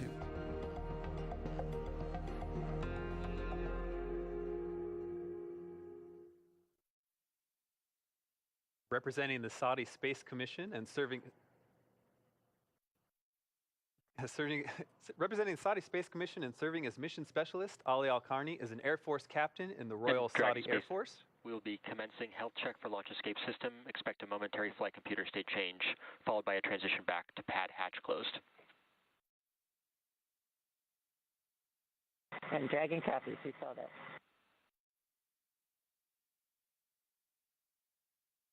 Having trained at King Faisal Air Academy, as well as multiple bases in the U.S., Ali has flown as a fighter pilot for 12 years. Ali was selected as an astronaut in 2020. Here's more on Ali. I grew up in the southwest region of Saudi Arabia, in a very small town called Sabt al-Alaya. I've always wondered about planes and how they fly. Back then in Saudi Arabia, we did not have a lot of places or flying academies you could apply to. So I have to go and find a place that could train me. That's why I applied for the Air Force Academy to be a fighter pilot. The best moment for me is once I hit the throttles in full AB and the aircraft start rolling down the runway. And as I take off, I watch my shadow and see how fast I'm going. That gives me a joy that I cannot describe. I am Ali Al-Qarni, and I am Mission Specialist 1 on AX2.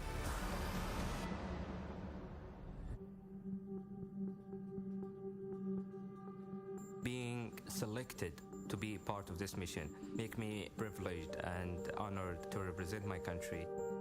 I was really surprised about the results out of the announcement. People are loving it. People are super supportive of the mission. I consider myself a newly married. I've been married for 3 years now. And I've had my daughter. She's 12 months old. And I want to share with them how big it is what I'm about to do. It is an amazing opportunity to be on top of a rocket filled with fuel and gas that are gonna boost you to space.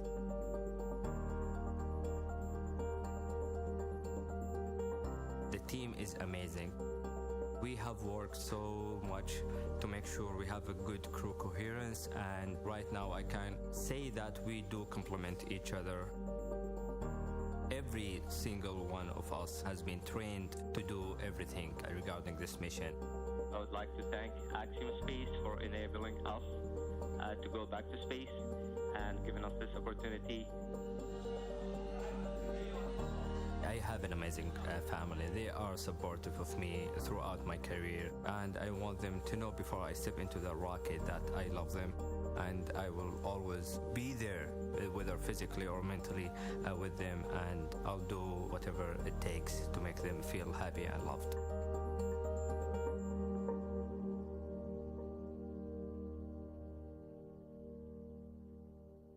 Representing the Saudi Space Commission and also serving as mission specialist, Rayana Barnawi has a master's degree in biomedical sciences from Al Faisal University in Riyadh, Saudi Arabia, and a bachelor's degree in biomedical sciences from Otago University in Dunedin, New Zealand. Here's a closer look at Rayana.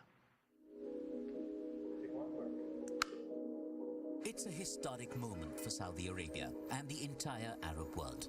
Saudi Arabia will be sending its first ever female astronaut into space.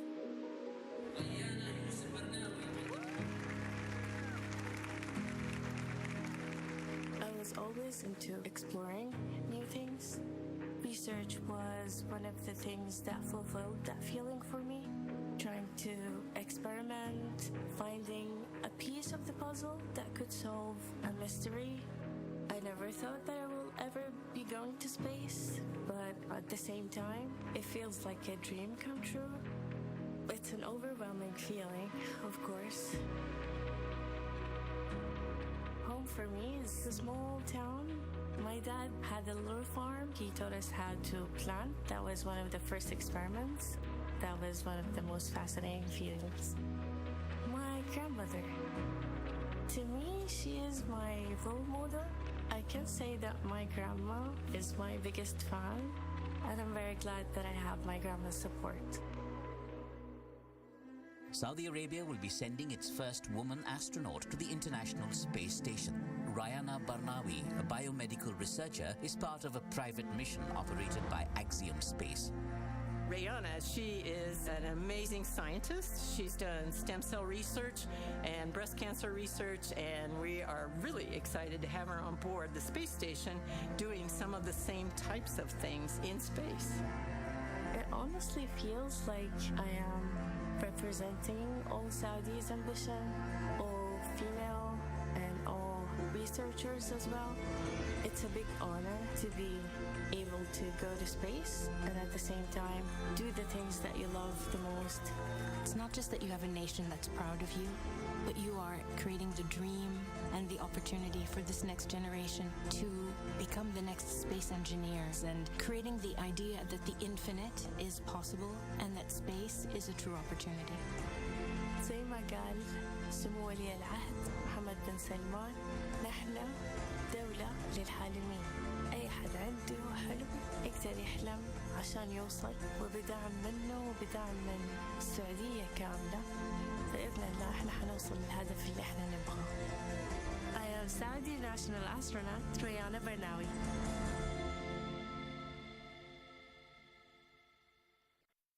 We're now at T-minus 1 hour, 42 minutes, and 55 seconds until liftoff of AX-2. We have confirmation that the side hatch was closed, and we got a good leak check. So everything is continuing to progress on time. Great. And as operations continue, we want to provide an overview of some of the science and research activities planned for the AX-2 mission. To help us unpack the breadth of Axiom-managed payloads is one who has helped every principal investigation team prepare for this mission, our very own chief scientist, Dr. Lucy Lowe. She's at Kennedy Space Center in Florida with Axiom Space Director of Digital Strategy, Sonia Gavankar-McKay. Sonia, great to see you, and we're excited to understand what's ahead in the next couple of weeks for our crew. Thanks so much, Duke. It's great to be here with all of you as the excitement really builds toward launch. We're just a few miles away. In fact, you may be able to see the Falcon 9 rocket with the AX-2 crew on board just over my shoulder. And yes, I'm joined with Axiom Space Chief Scientist for Microgravity Research, Dr. Lucy Lowe. Lucy, how excited are you for what's to come? Hi, Sonia. I mean, it's a fantastically exciting mission. There is an absolute massive amount of research that the crew is going to be doing, and I can't wait to see them get started. And there is a massive amount of research they have to do, and we have just a little bit of time to cover it, so let's dive right in. It is packed for it, but what has been the scientific strategy for this mission, and what do we expect to see? So the scientific strategy is really continuing what we did on AX-1, which is expanding access to microgravity for a whole new global community of researchers. So we're really excited to welcome on board our Saudi Arabian partners and see them do the research they want to do. We also have some opportunities to expand commercial opportunities by manufacturing products in space that could be beneficial for life here on Earth. So we have a glut of projects that are going to be doing all kinds of stuff about in-space manufacturing. So we're really excited about those. Now, you've organized the portfolio into 5 main categories, and we're going to kind of touch on each one of them very briefly. Let's start with physical sciences. I noticed that from the list there is radiation protection research as well as some storm-related research that is looking at how weather and climate and seeding clouds. Tell me what this all means. Exactly. So we have a really fun experiment that's brought from us from the Kingdom of Saudi Arabia looking at cloud seeding.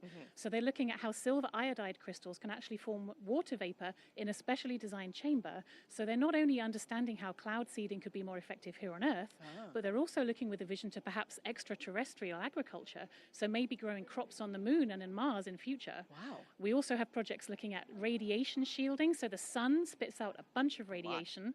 So looking at how different kinds of polymers could actually protect the electronics on the space station could actually help with future spacecraft design.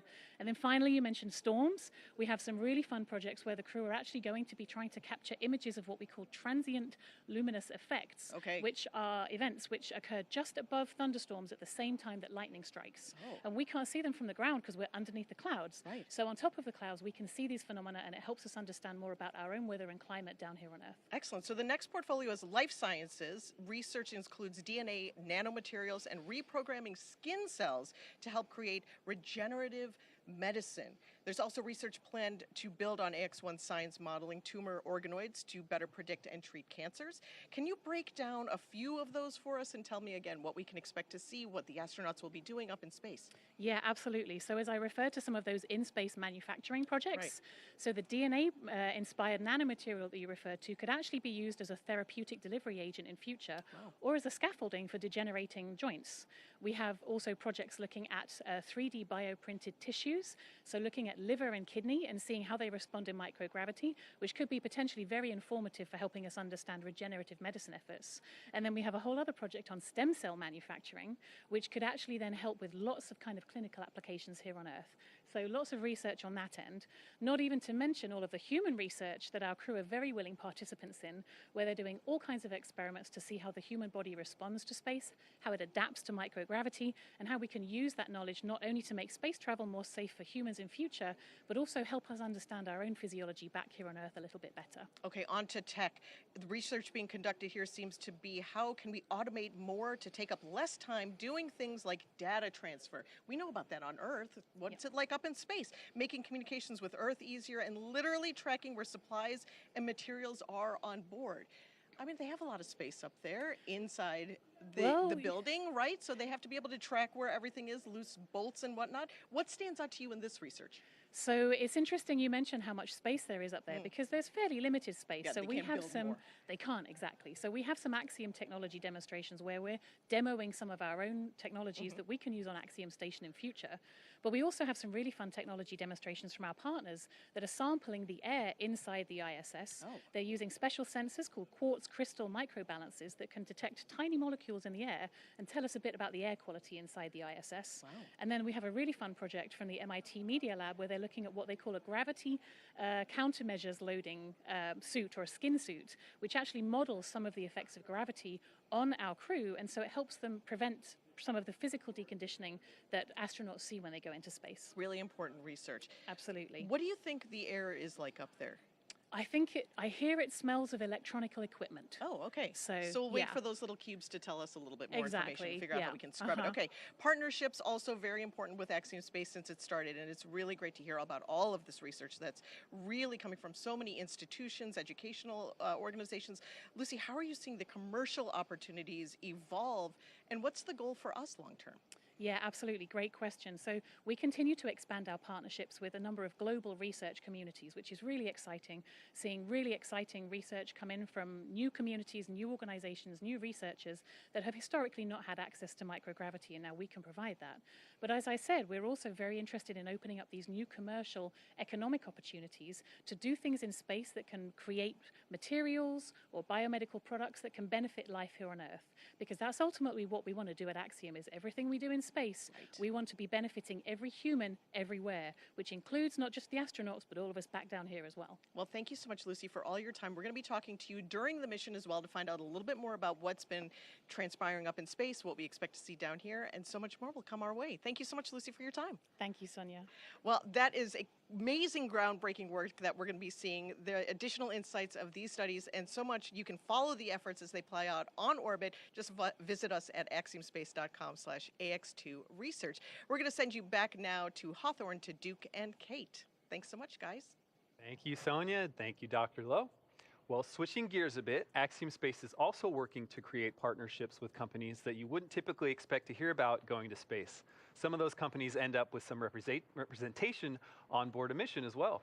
Besides the crew, the Dragon is also carrying hundreds of kilograms of supplies and resources for the mission. Most of these materials are essential supplies, but every mission has a few fun surprises. One of those that's often discussed is the highly anticipated microgravity indicator. This is actually the only item inside Dragon that isn't secured at launch. Once the crew successfully reach orbit, the microgravity indicator will begin to float, allowing all of us to visually see what we've completed during the launch phase of the mission. And to reveal the indicator, a fifth crew member named Gigi here is a very special greeting from Sharon, John, and a few of the younger Axiom family members who helped prepare the indicator for this flight. Hi, it's Sharon John, Build-A-Bear CEO and President. We're incredibly thrilled to be a part of the AX2 mission to space. Thank you so much for this incredible opportunity. We also wanted to be sure and wish good luck to all of the brave, wonderful crew members that are headed off to space, and hope that an extra fifth furry crew member brings you luck. With that in mind, we wanted to also send you off with a very special heart ceremony. As some of you may know, we have heart ceremonies at Build-A-Bear workshops, but we've created a really special one for today. So what we're gonna do, guys, is we're gonna do a special heart ceremony. So what you're gonna do is you guys are gonna warm up your hearts like this, or rub them to get them nice and warm. Then you guys are gonna pat those hearts to get them started. Pat, pat, pat. Rub it on your hands so they can steer the spaceship and stay on course. Then you guys are gonna rub it on your ears so they can hear mission control loud and clear. And rub it on your eyes so they have the best view of Earth. So let's have a safe and successful mission. Let's put the heart in our hands, hold it really tight, close your eyes and make a great big wish for them. Then you guys are gonna give it a really big kiss. Mwah! Good job, guys. It's overflowing. Lots of love. Let's see it. All right. Thank you so much. We'll be thinking about all these hearts when we get to space and our little bear's floating, okay?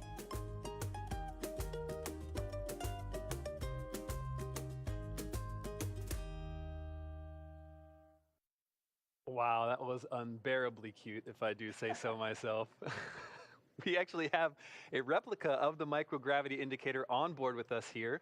This is a special edition Axiom Space Build-A-Bear, just like the one you saw in the video. Gigi is wearing the AX-EMU spacesuit that NASA's next generation of moonwalkers will use during the Artemis 3 mission, which will land the next humans on the moon in 2025. Using innovative technologies and a flexible design, these spacesuits will enable more exploration of the lunar surface than ever before. Speaking of Artemis 3 and these lunar missions, SpaceX is playing a significant role in that mission as well. That's right. We are incredibly honored to be a part of NASA's Artemis program to establish a sustainable presence on the moon to prepare for missions to Mars. SpaceX will conduct an uncrewed demonstration mission to the moon with our new Starship vehicle prior to the Artemis 3 mission, marking humanity's first return to the lunar surface in more than 50 years. Starship's early flight tests, followed by regular Starlink deployment missions and propellant transfer demonstrations, are also directly advancing NASA's Artemis program, along with SpaceX's ongoing mission to make life multiplanetary. A big thanks to Sharon John and Build-A-Bear for their support in our mission. We're all really excited to see Gigi floating around inside the Dragon in the next couple hours. To learn more about Gigi and all the exciting efforts on this mission, visit axiomspace.com. We're just over 90 minutes away as the Axiom 2 crew awaits its 5:37 p.m. Eastern Time liftoff from 39A at Kennedy Space Center. Right now, a quick status update. The crew's inside the capsule. The side hatch is closed as of about 30 minutes ago. Leak checks are complete. We've also had completion of comm checks between both Dragon and Falcon ground teams with the crew. Looking at weather right now, the weather continues to be good for launch and any contingencies if needed. Local pad weather continues to be that 25% probability of violation. We'll just watch over the last hour and a half if we get any clouds drifting over from inland. Conditions in the Atlantic are also good should we need a contingency landing somewhere along the eastern seaboard. Falcon 9 team will begin bleed in at T-minus 1 hour and 10-minute mark of the Merlin engines. And the latest update we've heard from the SpaceX team out at 39A, the support crew is leaving the crew access arm. With the hatch closed, all their work is finished. So right now, everything is on schedule at T-minus 1 hour, 30 minutes, and 28 seconds.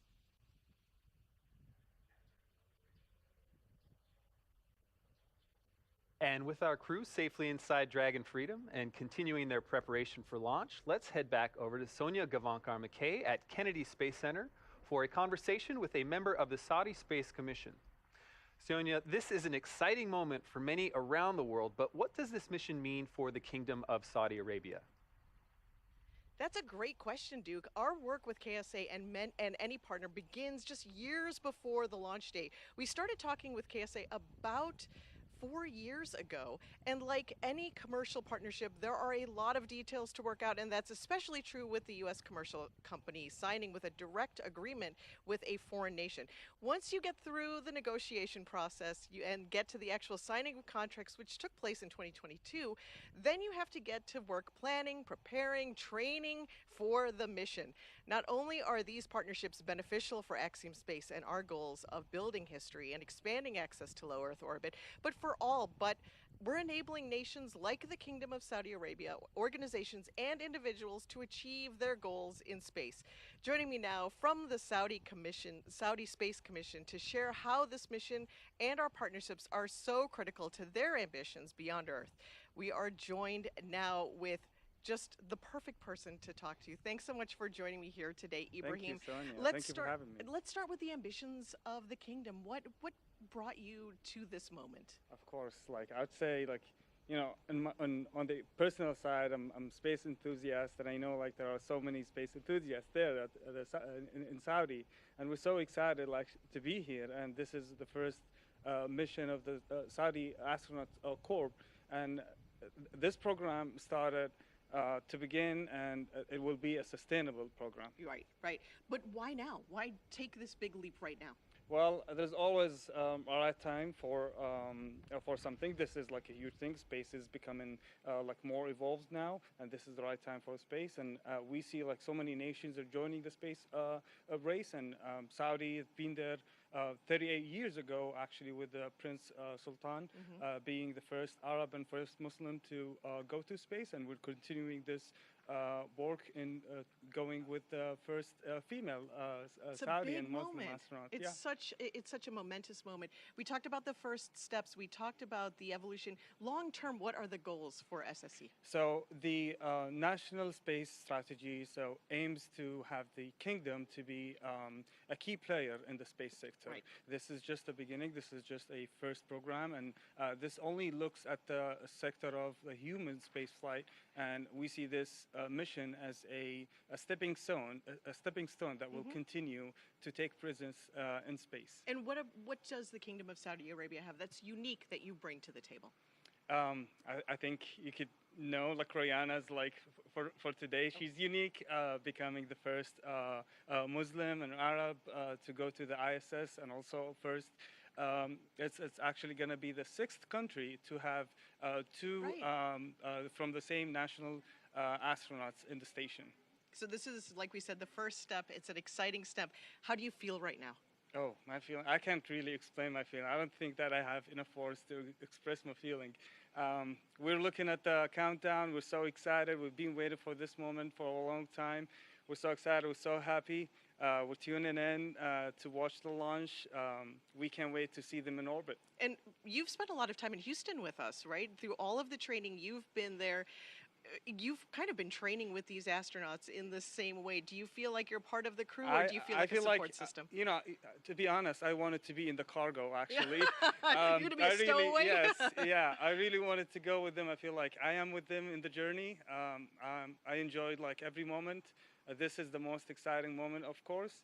I can't wait to see them in orbit, and I can't wait to see them back again.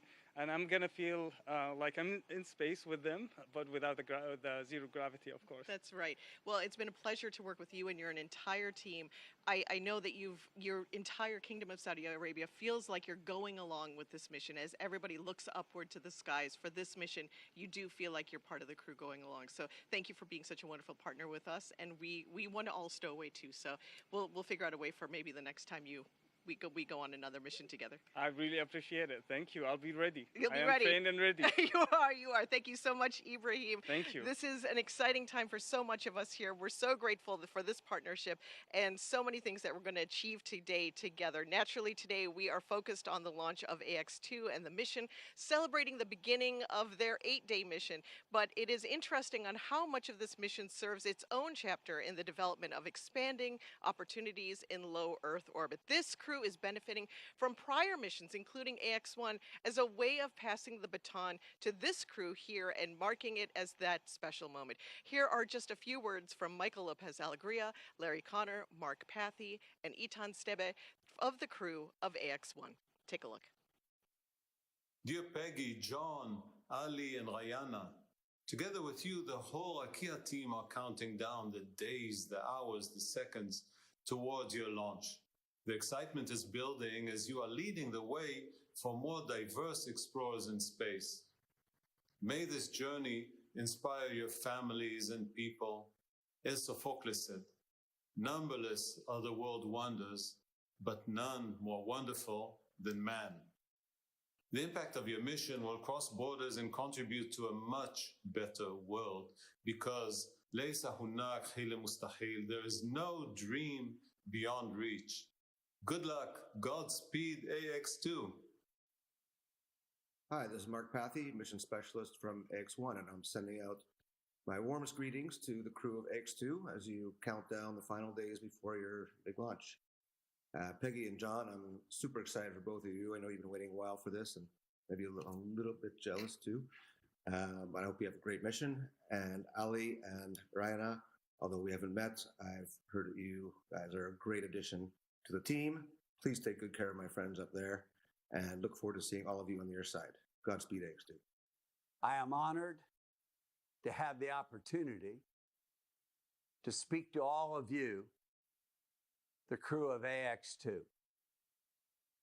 You are about to embark on an extraordinary experience.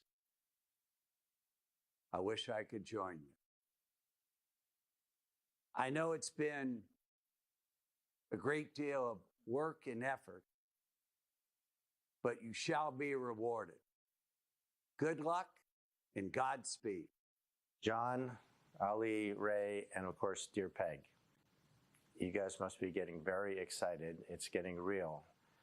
By now, you're either already or about to be strapped in, comm checks, probably a little chit chat with each other, but most of all, the excitement is building. And I just want to give you a little preview that when the number of digits on the clock goes from 4 down to 3, so 10:00 to 9:59, starts to get pretty real. When it goes from 3 down to 2, 1:00 to 59 seconds, even more so. And you can imagine when it gets below 10 seconds what it's going to feel like. So enjoy the ride, enjoy the sensation of floating, definitely enjoy the view. And from the crew of AX-1, we wish the 4 of you Godspeed.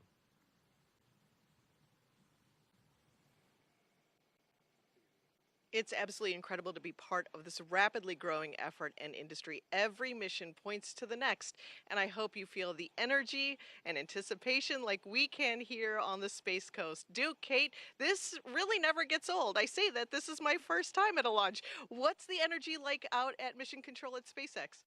It's absolutely incredible, and I think you're right. It will never get old. This is just really a fantastic day for AX2, and how great to hear that message from AX1 as words of encouragement. Well, as we've mentioned, this is a privately funded mission, and so what that means is that the origins and primary funding for this mission are coming from places other than national space agencies. So it's not a government-driven effort, which is unique. Axiom Space is pioneering partnerships between us, a commercial entity, directly with nations other than the United States, which may sound like a simple thing, but these kinds of partnerships, especially for the purpose of space exploration, are really covering new ground. We are so proud to be partnering with the Kingdom of Saudi Arabia for this mission, and while we view this relationship with them as a partnership, they are also our customer. NASA is another customer in this process. They'll actually be paying for some of Commander Peggy Whitson's time while she's on board station to conduct specific science that's of importance to them. So we're very proud to help meet the high demand for space and research, science and research in space, while pioneering the expansion of commercial spaceflight. In addition to the first of their kind partnerships that Duke just mentioned, we also have a strong and growing partnership, SpaceX and Axiom Space. In the spaceflight business, a purely commercial entity paying another purely commercial entity to fly humans to space has been mostly unheard of, but our hope is that it will become more and more common. SpaceX is proud to continue growing our partnerships with Axiom Space, NASA, and other commercial companies who can put our services to good use for the benefit of humanity. For the AX-1 mission, we introduced a series of digital collectibles, and the response to those were really outstanding. So for this mission, Axiom Space will continue to push the boundaries of Web 3 by partnering with several well-known digital artists and brands to celebrate the continued growth of the commercial space environment. Axiom Space 3 is our program that combines the promise of space exploration with the power of Web 3 blockchain technology. This is a token-gated community network which allows members to engage with astronauts, space technology professionals, and Web3 entrepreneurs. For this mission, we'll kick things off by launching a brand new digital art collection by Art Blocks artist Nadia Bremer, an astronomer, data visualization designer, and artist. This new Art Blocks collection will feature a 484-piece algorithmically generated collection that showcases imaginary maps of the stars with unique constellations. To make this collection even more unique, the digital art will actually be initiated from on board the ISS by AX-2 Commander Peggy Whitson. Additionally, the AX-2 digital art collection will feature works by Thank You X, an American artist out of Los Angeles, California. Thank You X is sending up a piece of his physical art canvas to space, titled Urge for Perfection. He will also be releasing a commemorative NFT, which will celebrate this mission and the canvas going to space. This NFT will be available for purchase right at launch, and the sale will close by splashdown. These collaborations with digital artists and brands bring a new level of creativity and inclusivity to commercial space industries like ours. For more on this and all of our digital collectible activities, visit nft.axiomspace.com. There you can also find more instructions on how to get involved and buy your boarding pass to participate in all of the AX2 activities.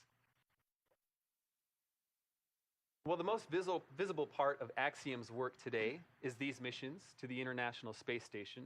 These are just the leading edge of one aspect to the preparation for our real goal, operating a completely commercial space station and laboratory in low Earth orbit. These missions serve as an opportunity to learn and prepare for how to handle logistics, maintenance, schedules, routines, crew volume, and every other aspect of space missions. The roadmap that Axiom Space has created points to some major milestones to evolve our presence in space. They include deploying our own habitation modules and docking them to the front of the International Space Station, deploying our own solar panel and Earth observatory elements, overseeing long-duration space flights of 6 months or more that lead to a permanent presence of commercial activities off-planet, developing spacesuits and other necessary technology to live and work in space, and eventually breaking away from the International Space Station to be 100% independent as a commercial space station. While the launch of the first ever commercial space station module is still a couple of years from launch, the process of designing and now manufacturing have been underway since 2015. Here is a bit more Dragon on the SpaceX current for status. Falcon 9 status update. Go for Falcon 9 status. The F9 team is going to take the action to vent the manifold for the pre-briefed Falcon 9 status. This will be a loud venting, so we do expect that you will hear it in the vehicle. They'll be taking that commanding shortly, but just giving you a heads up, you will hear this venting. Okay, copy. Venting the manifold, and we expect to hear it. Thanks.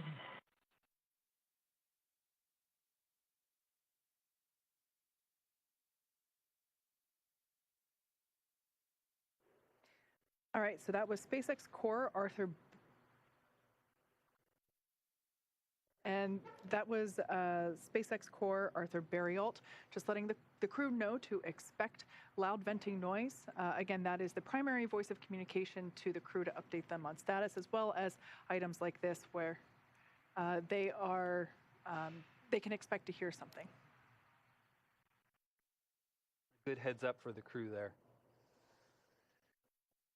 So, talking about Axiom Space Station, here's a bit more on the current status, currently under construction. We are building the world's first commercial space station, one element at a time. We think that what we're doing is for everyone, everywhere. This is a global endeavor. Our partner, Thales Alenia in Italy, is in the finishing stages of building the first module, the first pressure vessel. We are here in the integration and manufacturing area of Thales Alenia Space. Here we have the two cones that will be part of the module. Is also the gate to the module to come in and to come out. The very big cylinder that will be the core of the module. Just to have an idea of the dimension of the real module, you can see me compared with the structure. On these ports, all the additional modules will be docked. This is the most complex piece of the entire Axiom module. We're on pace to build a human-rated spaceship faster than anybody's ever built one. When we look at our roadmap, we look to see how we can double its capability every 5 years. It requires a lot of different talents and a lot of different engineering backgrounds, so we've really expanded the team. I'm working on the time-sensitive network aspect of the space station. So that's the network, have all the flight computers synchronized and actually do the thruster firing at the perfect time. So this is the command trailer. We're able to control our test stand, which enables us to vary our set pressures, our flow rates into the thruster in order to collect performance data at various OFs and chamber pressure conditions. It's always a blast to come out here, set everything up, and start lighting rockets off. Behind us, we have the carbon dioxide removal subassembly. We're going to be creating the most integrated ecosystem that has ever been put into space thus far, which is a really cool thing to be able to say. I fabricate PC boards and cables and harnessing. This is a life-critical job, and you want to make sure you do the best possible job.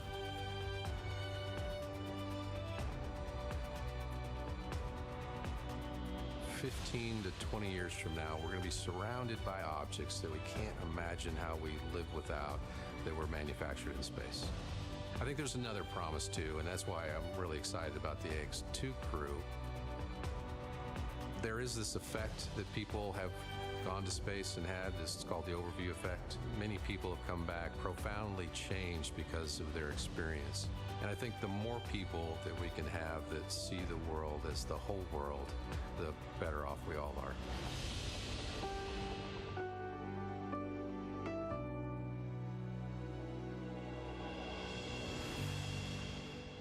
It's incredible to see how much these missions are able to impact the future of Axiom Station and private astronaut missions.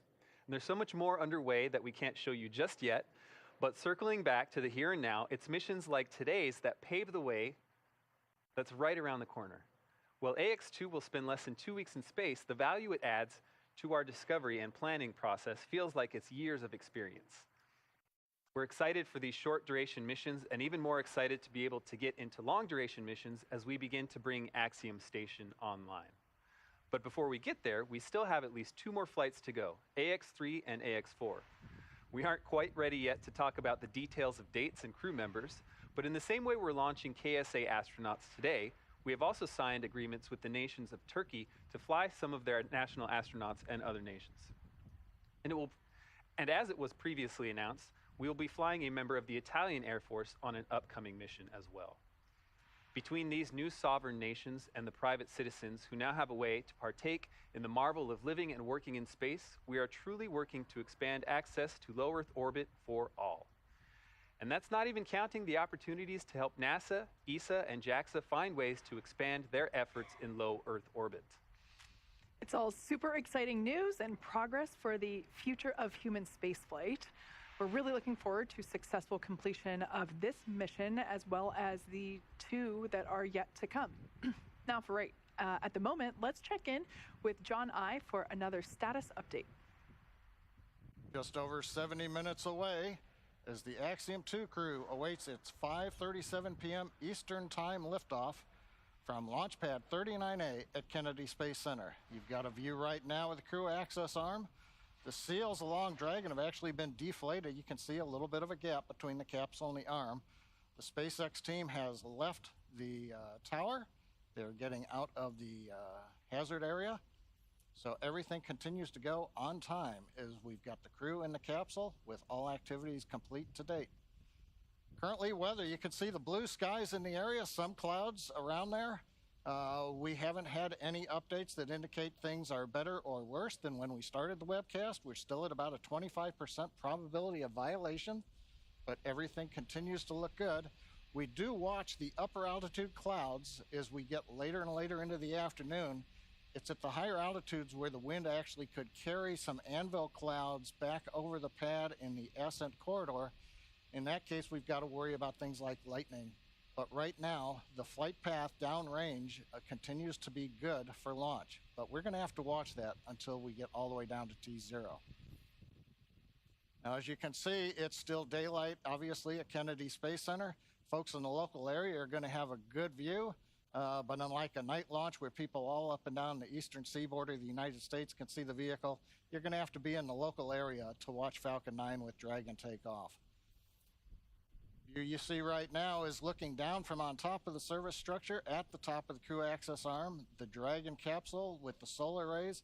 And then below that is the Falcon 9, and you can see just a little bit of the transporter erector, the arms actually that will open up around the second stage as we get down into the last 4 minutes of the countdown. Another view, Falcon 9 with Dragon on pad 39A. We've been listening in, the Falcon 9 team, the Dragon team, they are on schedule, reporting no significant issues, everything continuing to look good. Now, one update that'll be a little different on this flight, the first stage will be coming back to what we call a land landing or return to launch site. And so we'll continue to cover that as the second stage with Dragon heads into orbit. One difference you're going to see this time is, given the trajectory of Falcon 9 when we carry astronauts to space, we can come back now to the landing site just down from Kennedy Space Center. But what that means is we're going to have a slightly different sequence of burns.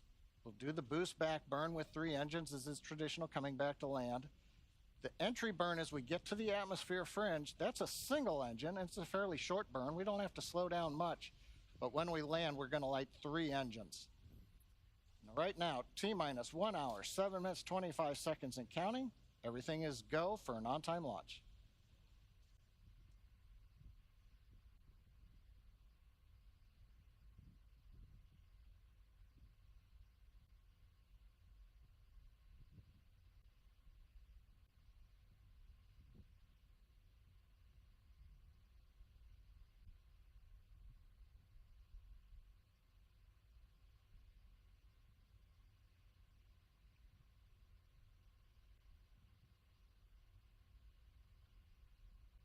A big thanks to all of you tuning in now as we welcome NASA and their coverage of the second Axiom mission, AX-2. You're joining us here with live views from NASA's Kennedy Space Center. Specifically, this is the iconic Launch Complex 39A with a Falcon 9 rocket and Dragon spacecraft that are in the final stages of preparation, leading to launch in just over an hour from now. As the name suggests, this is the second flight for Axiom Space with a handful of noteworthy firsts.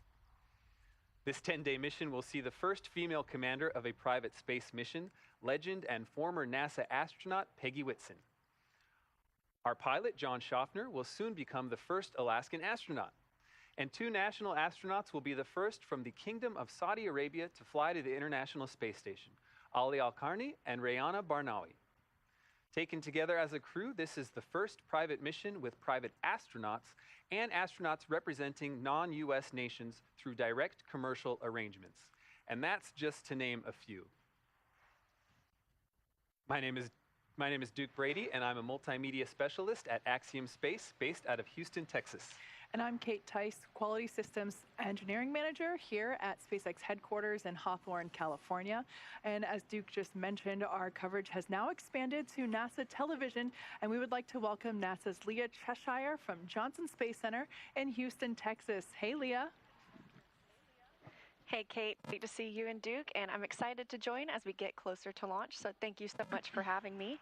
I am here in Mission Control Houston, where the Orbit 3 team is coming on and taking over from the Orbit 2 shift. These teams are monitoring the station and its crew 24/7. And of course, in here today, we'll be watching the launch with the International Space Station flying 260 miles over the southwest coast of Ireland at the time of liftoff. But we've still got some counting down to do before then, so back to you guys at SpaceX. Thanks, Leah.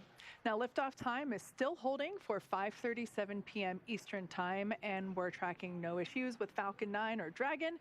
The range is green, and the weather is cooperating, as we saw earlier. Really picture-perfect views coming to us from Kennedy Space Center, as you can see there. Now, over the last 3 hours, Axiom astronauts Peggy Whitson, John Schaffner, Ali Al-Qarni, and Rayana Barnawi donned their SpaceX suits in our suit-up room and were then transported to the pad where our crew entered the SpaceX Dragon spacecraft that you see there live on your screen. And since arriving at that spacecraft, our crew were helped by the closeout engineers to get into their seats, attach their suits to special umbilicals that provide breathing air and communication links to Dragon's systems. They conducted successful leak checks and communications checks with the core here in Hawthorne, which is the person dedicated to speaking directly to the crew throughout the mission. The closeout team sealed the hatch, which also got its own leak check, and they have departed the pad. Coming up, weather operators kick off their final check on wind speeds at the pad before the final go, no-go for launch. Now, before we get to that final go, no-go, the SpaceX team will do an internal poll, making sure conditions are steady with Falcon 9, Dragon, the crew, the range, and weather. A lot of things needing to line up there. Absolutely. Now, as the countdown continues, we are now approaching T-minus 1 hour, 3 minutes, and 15 seconds. Let's take a moment to get reacquainted with our crew today. The AX-2 mission commander is Axiom Space's Director of Human Spaceflight and retired NASA astronaut Peggy Whitson. During her career with NASA, Peggy flew 3 long-duration missions to the ISS and has more cumulative time in space, 665 days, than any U.S. astronaut and more than any woman in the world. She has conducted 10 spacewalks with over 60 hours to her credit. Dragon SpaceX cycling orbit tank isolation valves to equalize low flow pressure. Dragon copy. And that was the voice of Peggy Whitson, who also performed hundreds of research experiments on board the ISS. The pilot for AX-2 is private astronaut John Schaffner. A STEAM advocate, business pioneer, and lifelong space enthusiast, he's been a pilot since the age of 17 and participates in extreme sports from hang gliding to base jumping to high-performance racing. Sounds like a busy guy. John trained as the AX-1 backup pilot, and during this mission plans to invest a lot of his time in STEAM education activities aimed at empowering educators. And representing the Saudi Space Commission and serving as mission specialist, Ali Al-Qarni is an Air Force captain in the Royal Saudi Air Force. Ali graduated with a Bachelor of Aerospace Science degree in 2013 from King Faisal Air Academy in Riyadh, Saudi Arabia. Having flown as a fighter pilot for 12 years, Ali was selected as an astronaut in 2020. Also representing the Saudi Space Commission and serving as a mission specialist, Rayana Barnawi has a master's degree in biomedical sciences from Al Faisal University in Riyadh, Saudi Arabia, and a bachelor's degree in biomedical sciences from Otago University in Dunedin, New Zealand. She has been a research lab technician since 2013 in the Stem Cell and Tissue Reengineering program at King Faisal Specialist Hospital and Research Center. You've seen the vehicle, you've met the crew. Let's send you over now to NASA's Johnson Space Center, where Leah Cheshire is following the launch preparations from Mission Control in Houston. Leah? Thanks, Duke. You're right. I'm here in the International Space Station Flight Control Room at Johnson, where teams staff this room around the clock to monitor the crew and the systems aboard the orbiting laboratory. Today, they're ensuring that the station is ready to receive Dragon and the AX-2 crew. Since NASA opened up the space station for commercial activity in 2019, the agency has continued to work with private industry to prepare for the future of low Earth orbit.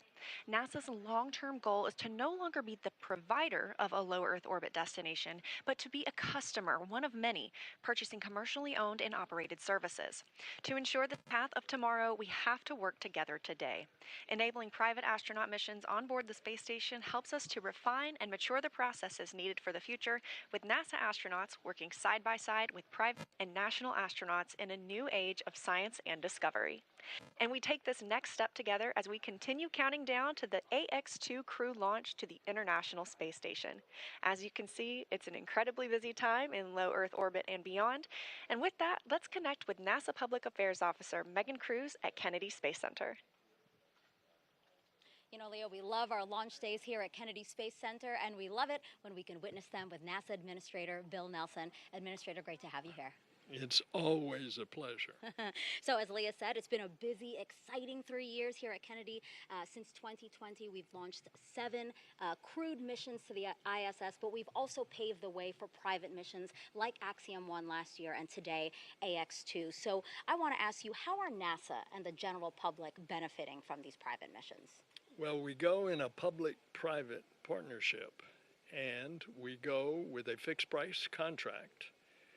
And because it's a public-private partnership, the private partner is putting skin in the game, or in other words, investing, so that at the end of the day, the cost to the federal government is less. And that's the way we're going back to the moon and then on to Mars. And we do it also differently, is we're going on an international mission. And so, as we have announced, the first crew to go back to the moon in a half century, it has a Canadian astronaut that's part of the crew.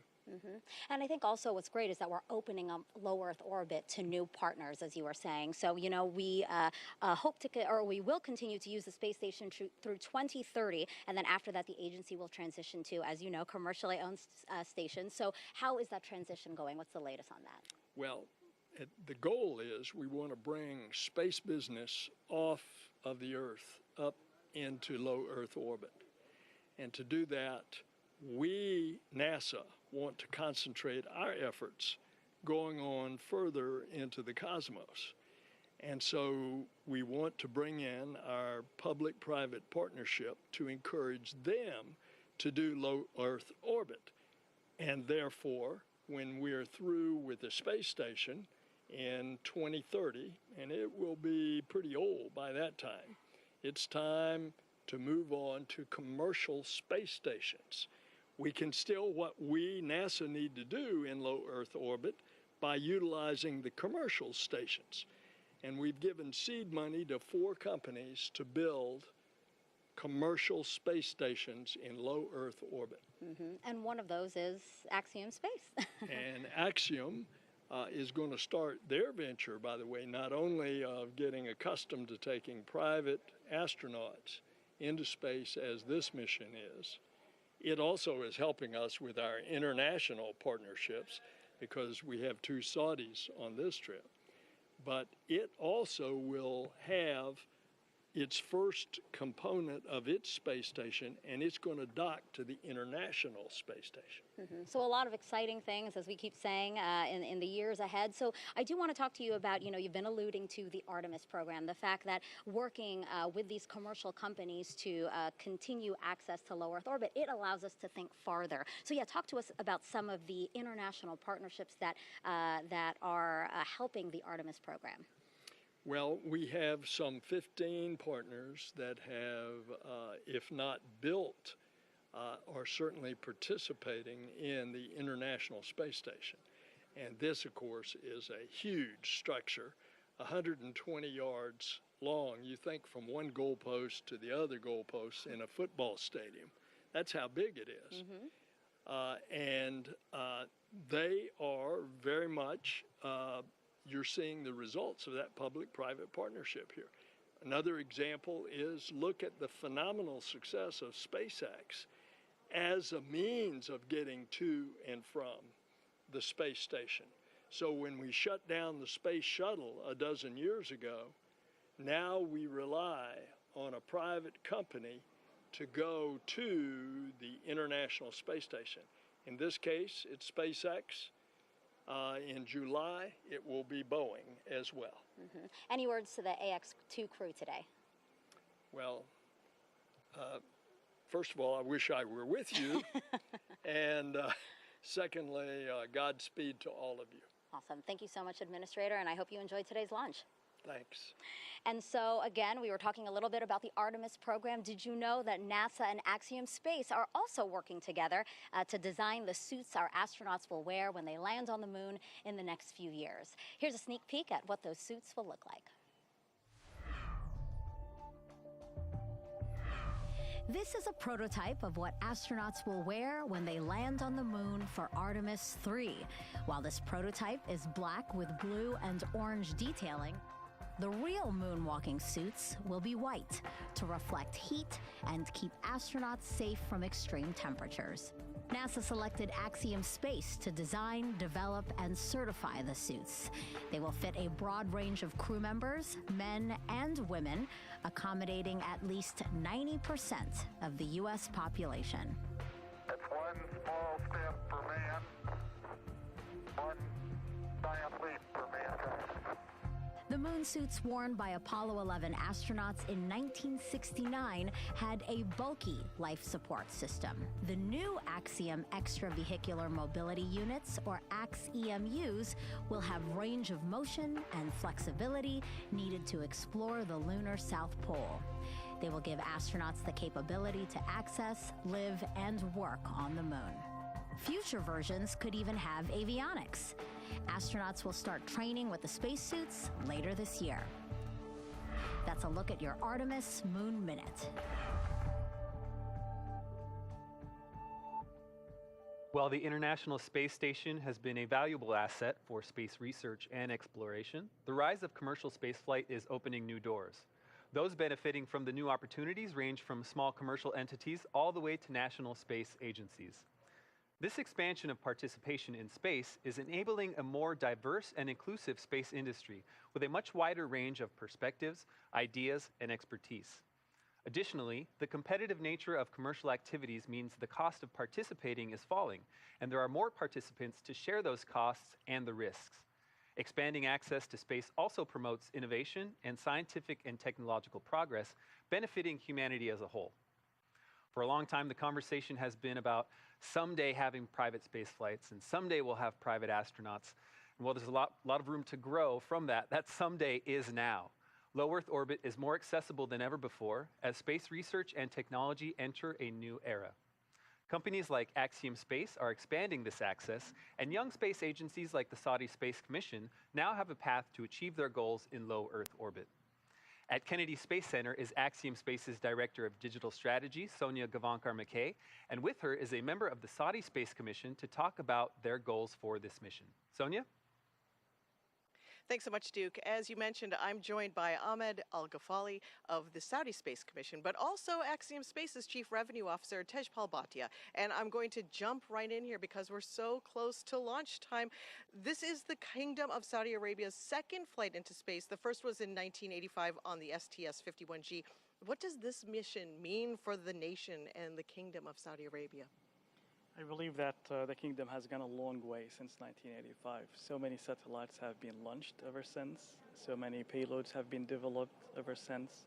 A lot of research were conducted related to space. Payloads conducts a lot of components that we've done that could be used for space and other sectors. So that's a long way since that time. And here we are today, just an hour away from this historical mission that will carry 2 Saudi astronauts for the first time to the International Space Station. However, I do believe that it's not only Saudi that has gone a long way.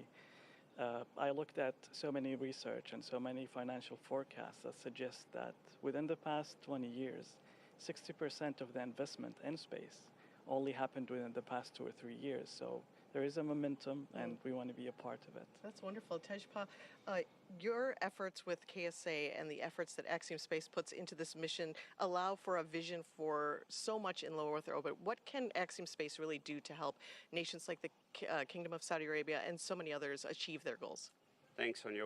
When I think about what we're doing with the Kingdom, from the first time I met Ahmed, my definition of the word partner has fundamentally changed and evolved. From when this was an idea and started formulating as a mission to execution, we had to overcome a lot of challenges, and these are things that are being done for the first time in human history. And what I've seen in our relationship is that definition of partnership to overcome those problems and make these things a reality are enormous.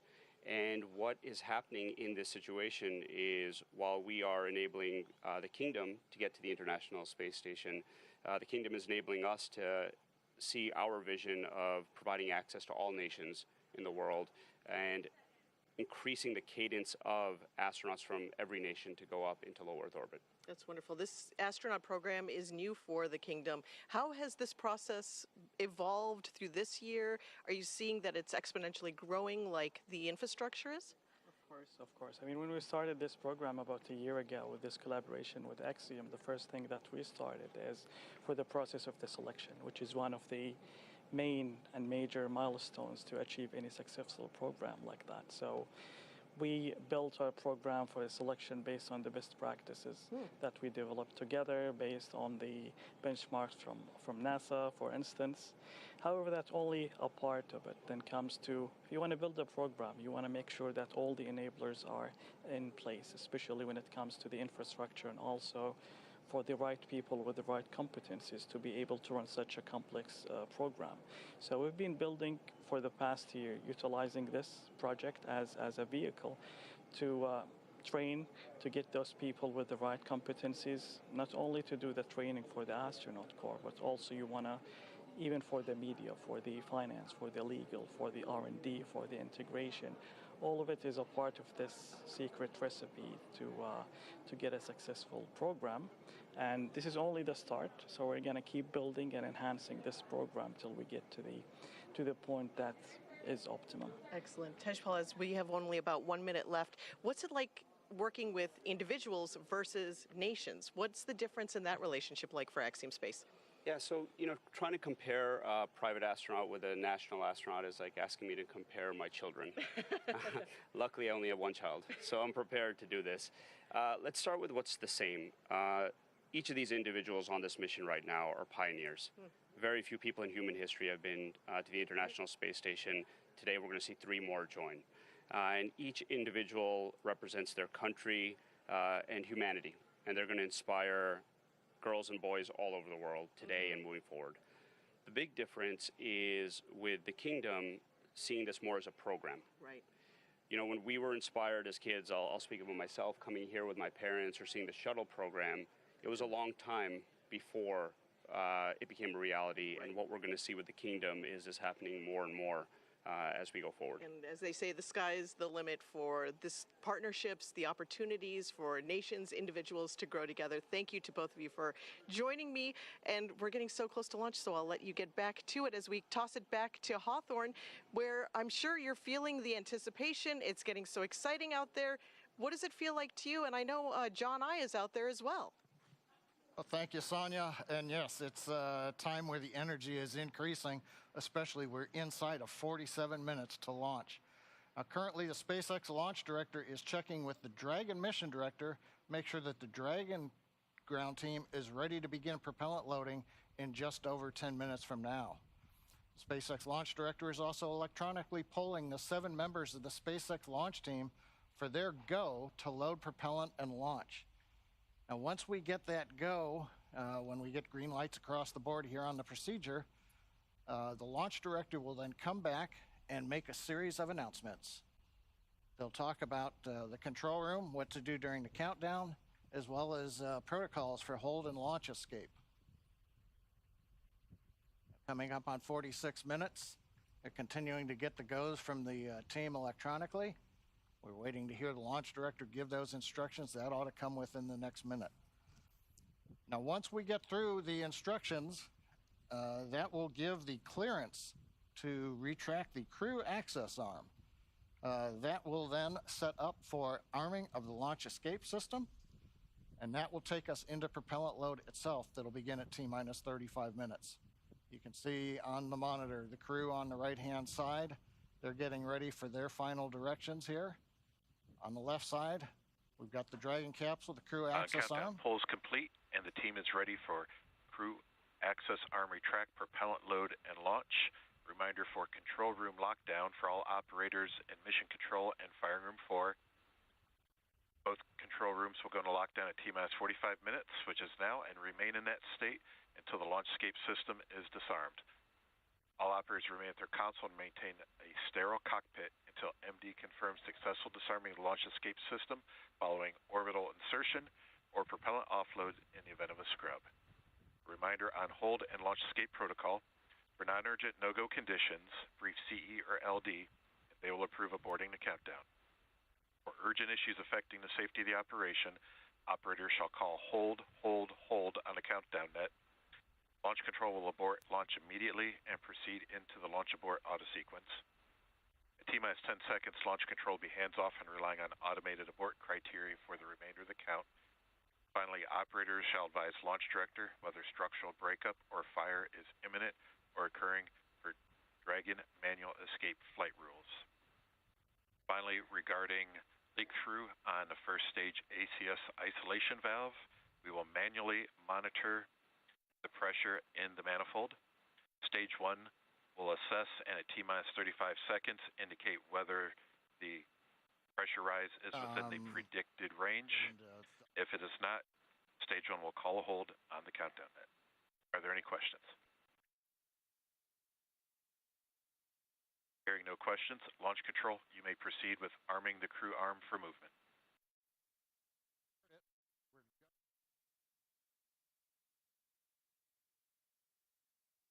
We're go to proceed with Crew propellant access load. arm retraction has And started. the crew access arm, Kate, it's going to begin retracting. We're getting into that next dynamic phase where a lot of events start happening over the next 10 minutes.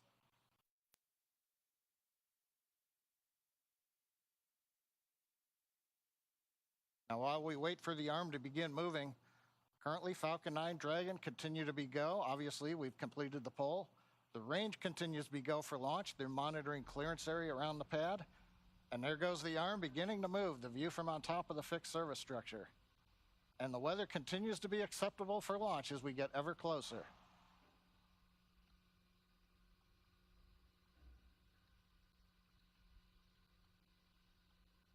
Nice view from the camera inside the white room as the arm moves away from Dragon.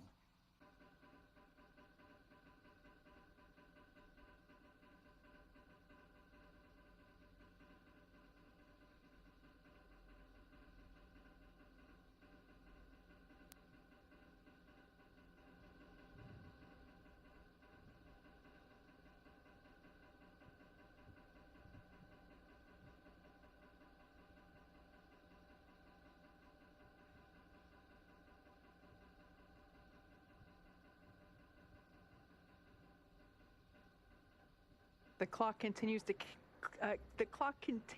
tick down. We're now at T-minus 42 minutes mark on the dot. Crew access arm retraction is complete. As you just heard there, that crew access arm is now completely stowed. It is now in the launch position, of course necessary in order to clear the way for Falcon 9 to lift off.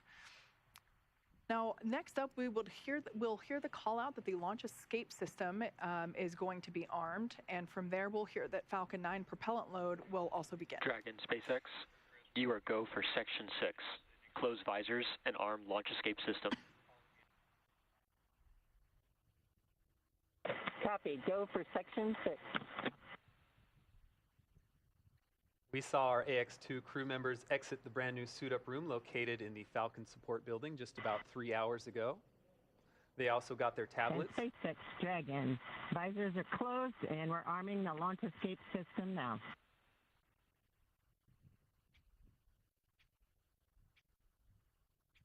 Those tablets provide them with all the information they'll need for the mission. You see them attached to their left legs. Shortly after that point, the crew took one last ride in the Teslas to launch pad 39A, ascended the fixed service structure, signed the white wall, and ingressed into Dragon. After getting buckled in, the spacecraft hatch was closed, and the closeout technicians cleared the pad, leaving just the crew members inside the Dragon vehicle. All right, so as we heard the call out, we are arming the launch escape system, which is a system that basically gives the crew options, a pathway to safety through all phases to orbit. We take every system is verified armed.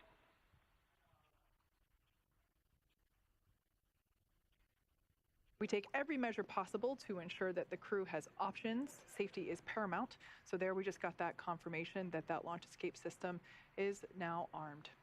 So let's take a look at the teams that are actually working together to make sure this mission is a success. SpaceX is operating out of 2 control rooms today. There on your screen, a live view of our launch control in firing room 4 at Cape Canaveral. This team is responsible for monitoring Falcon 9 throughout the countdown and launch. Second, we have mission control here at SpaceX headquarters in Hawthorne, California. This team in mission control is responsible for close monitoring of the crew and Dragon every step of the way as the spacecraft orbits the planet along its customized flight path. On console or headset, there are a number of key positions who are monitoring the health of the vehicle and crew. The mission director, that person is responsible for mission success, and they are in charge of the room. Today's mission director is Ken Gamerick. Other positions are focused on things like software, propulsion, navigation, avionics, life support systems, and communications with ground segments, as we've heard those kind of called out throughout the day so far. You'll also hear a specific person dedicated to communicating with the AX2 crew. They are the Crew Operations Responsible Engineer, or CORE, C-O-R-E. Today's SpaceX CORE is Arthur Berrialt. We've heard him a number of times through the launch countdown. The SpaceX team members will also rotate and hand off coverage to ensure that we have people on console 24/7 for the crew and Dragon for the entire duration of the mission, including all the way through splashdown. And for Axiom Space, the teams in Houston are utilizing Axiom Mission Control Center, an officially certified control center. From this secure facility, teams have live access to voice, video, and data from the ISS and can work alongside their NASA counterparts to run on-orbit operations and monitor every aspect of the mission in real time. This room is led by what we call the Axel, or the Axiom Operations Lead.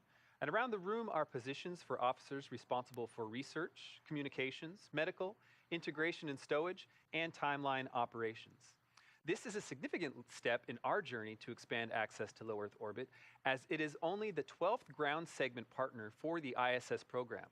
And through this facility, we are enabling our customers and the global community a front row seat to the work being done on station. We are now T-minus 37 minutes and 31 seconds from the second all-private astronaut mission to the International Space Station and the first for any representatives from the Kingdom of Saudi Arabia. Falcon 9 propellant loading began at T-minus 35 minutes. RP-1 fuel loading is underway on both S1 and S2.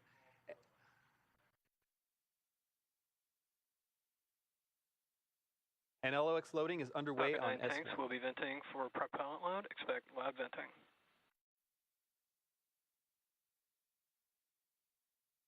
With propellant load, let's go check in with John I. John Innsbrucker here from the webcast desk in Hawthorne, California at SpaceX headquarters. Inside 37 minutes, counting down, we have completed the go-no-go poll for propellant load and for launch.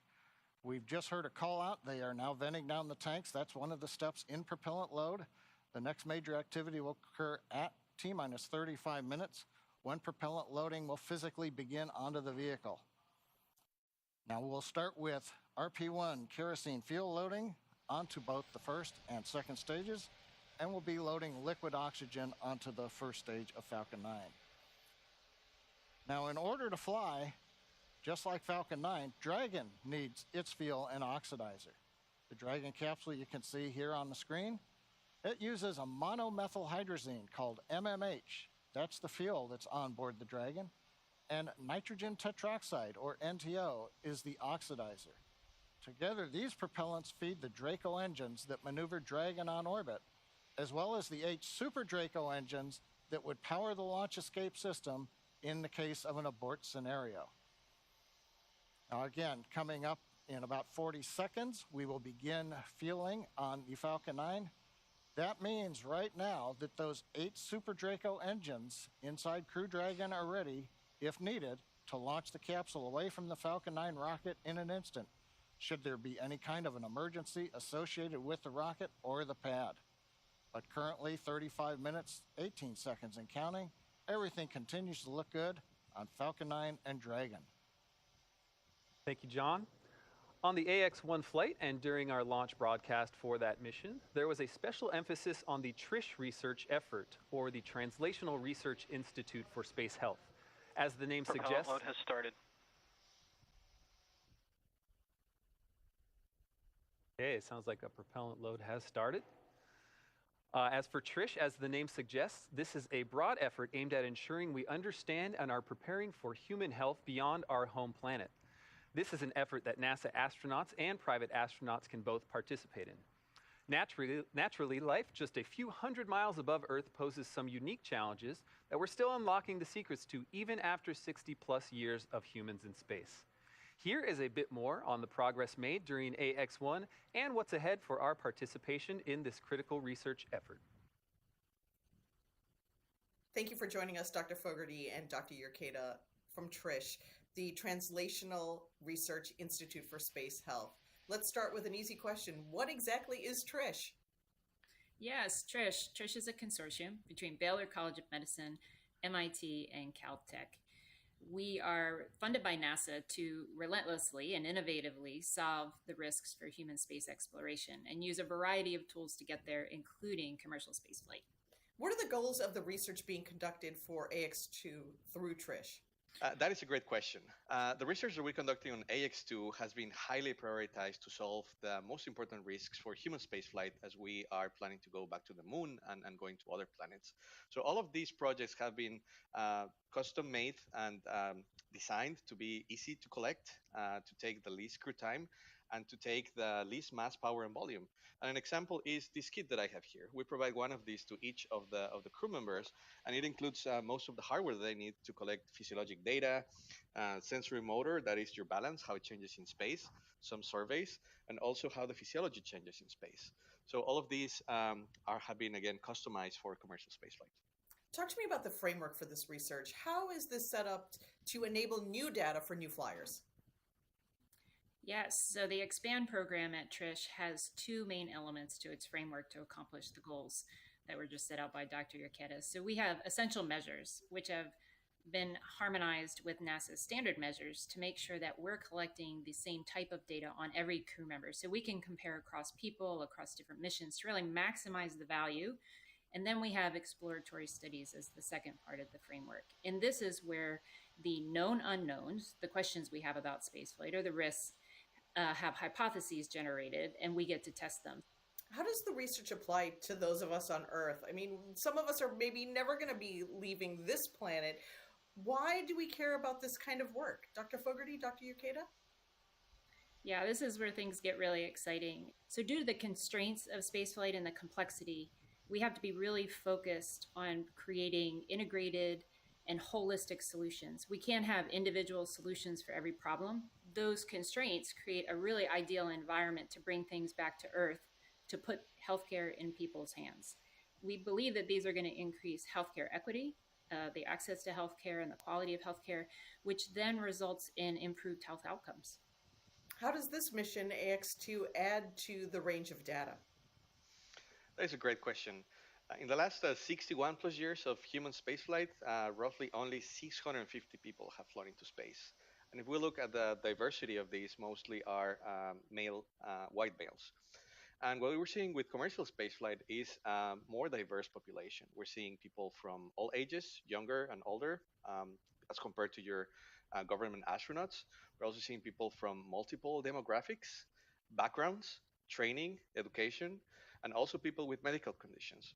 So as we keep growing this database of civilians flying into space, we will have all of the tools that we need to make most humans being able to fly into space, stay for there longer, and enjoy the experience. Thanks so much for joining us. I look forward to watching the launch with you and seeing the astronauts return and looking at their data. Thank you. Thank you. We are now just under 30 minutes from the launch of AX2 mission. It has taken an enormous effort from an incredibly dedicated and hardworking team to get to this moment. Knowing that not everyone can be here to witness it, and even fewer get to share a message with the crew, we asked teams to record some words for this moment. As the countdown to launch continues, here are a few messages from those across the Axiom family. Peggy, you are an inspiration to so many people around the world. To me, it's been so impactful to see a woman like yourself make such great strides in exploration and achieve so many different types of firsts. My family and I will be watching you launch and cheering you on all the way to the ISS. Hi Peggy, Kelly and Delta here. We just wanted to let you know that we're cheering you on. We're so excited to watch you launch. You're an inspiration to women and girls around the world, and you've been a personal inspiration to me in my own journey to space. We're so excited to watch you launch, and we'll be cheering you on here on Earth. Go Peggy, go AX2! To Peggy, our notorious space ninja, John, aka Loki, to Ali, who's also known as Slayer, and then to Rihanna, our very own ray of sunshine. Wishing you an amazing launch today, as well as a smooth journey to the ISS. Ad Astra AX2 crew. Thank you, Peggy, John, Ali, and Rihanna, for inspiring the next generation of astronauts. From our crew experience team to our AX2 crew, we are are so proud of everything you've accomplished, and we're excited for your successful journey home. Send us a postcard. Just wanted to say that we're super excited for all the groundbreaking researches you guys are going to do. We're rooting for you, and good luck. The marketing team has been proud to support AX2 mission. Godspeed, AX2. This is the Portable Life Support System team. We are very excited about the AX2 mission coming up and wish you all the best. We're very excited for you guys. Y'all are such an inspiration, and we're rooting for you all the way through. We wish you a safe and successful mission. We want to congratulate the AX2 crew. Thank you so much for all of the inspiration, and we wish you the best on your journey. AX2 crew, we're proud of you and good luck! Hey AX2, all of us in avionics wish you safe travels and lots of fun. Godspeed. This is the Environmental Controls and Life Support Systems team at Axiom Space. We're super excited about the AX2 mission and want to wish the best to the crew. AX2 crew, we are so proud of you here at Axiom Space. This is the systems engineering team on the station program. Godspeed and Ad Astra on this groundbreaking mission. From human resources to you, go AX2! We're sending all of our support to you guys from here in Axiom headquarters, and we just wanted to say congratulations on the AX2 mission. Hey, this is Ryan Lee from the Pressure Garment team, wishing you on the AX2 flight all the best. Godspeed, guys. Go team! Go team, go team, go team, go!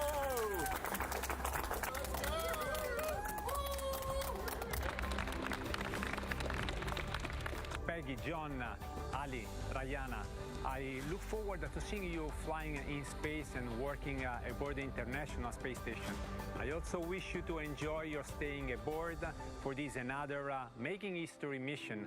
We are all proud of you, and we wait for you on the ground, and Godspeed. A big thanks to all those who contributed to those videos and everyone behind the crew today. A lot of really excited teams out there. And a special thanks to Kelly Girardi and the Space Gal, Emily Calandrelli, both big STEAM education advocates who you just saw as well. They dedicate their influence to increasing literacy and interest in science, especially for young girls, which is awesome. Yeah. You know, Emily and Kelly are both moms to young girls, so it's safe to say that they have front row seats to knowing what is cool and inspiring. Now, speaking of front row seats, it's been feeling like we have one of our very own looking at Pad 39A with these camera views that we've been getting all morning and afternoon.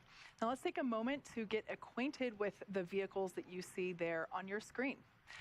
The Falcon 9 rocket with a Dragon spacecraft on top together stand at about 215 feet, which is almost 30 feet taller than the Leaning Tower of Pisa in Italy.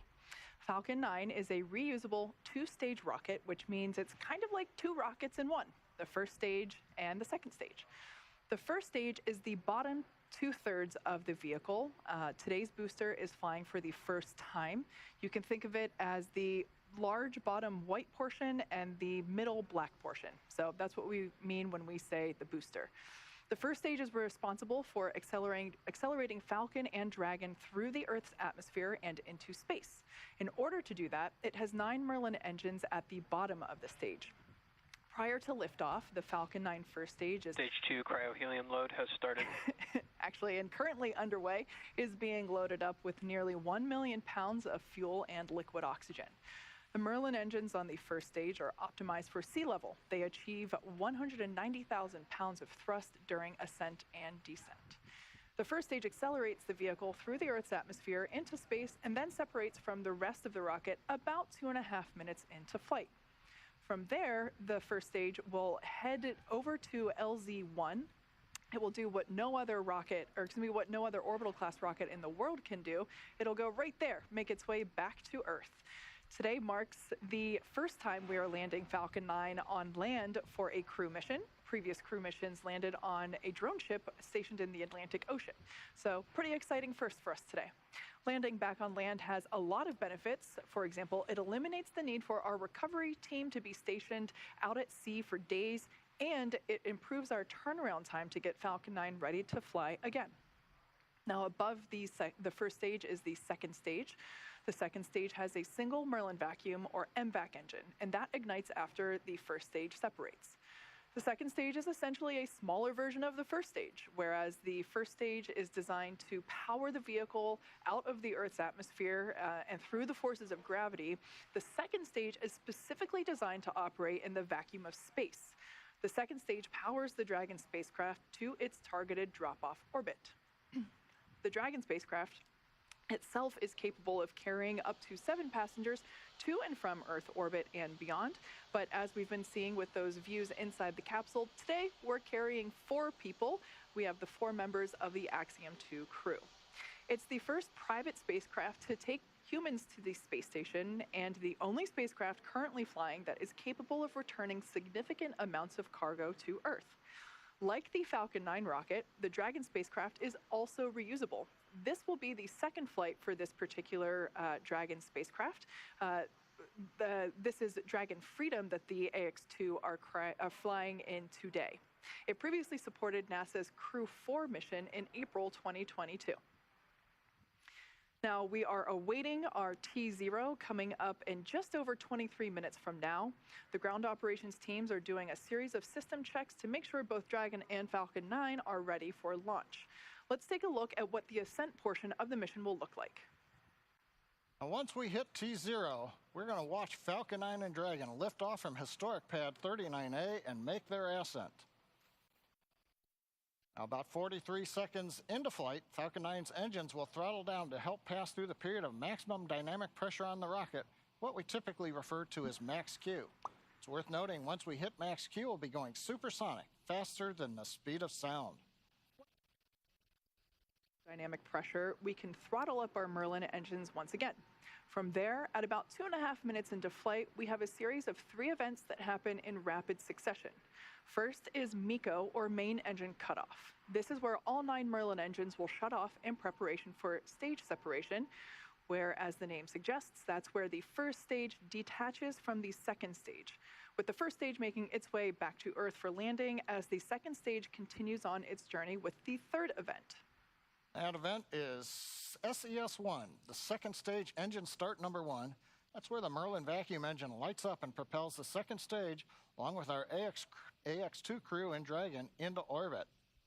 As Stage 2 heads towards its targeted drop-off orbit, Stage 1 will execute 3 burns in order to make its way back to Earth.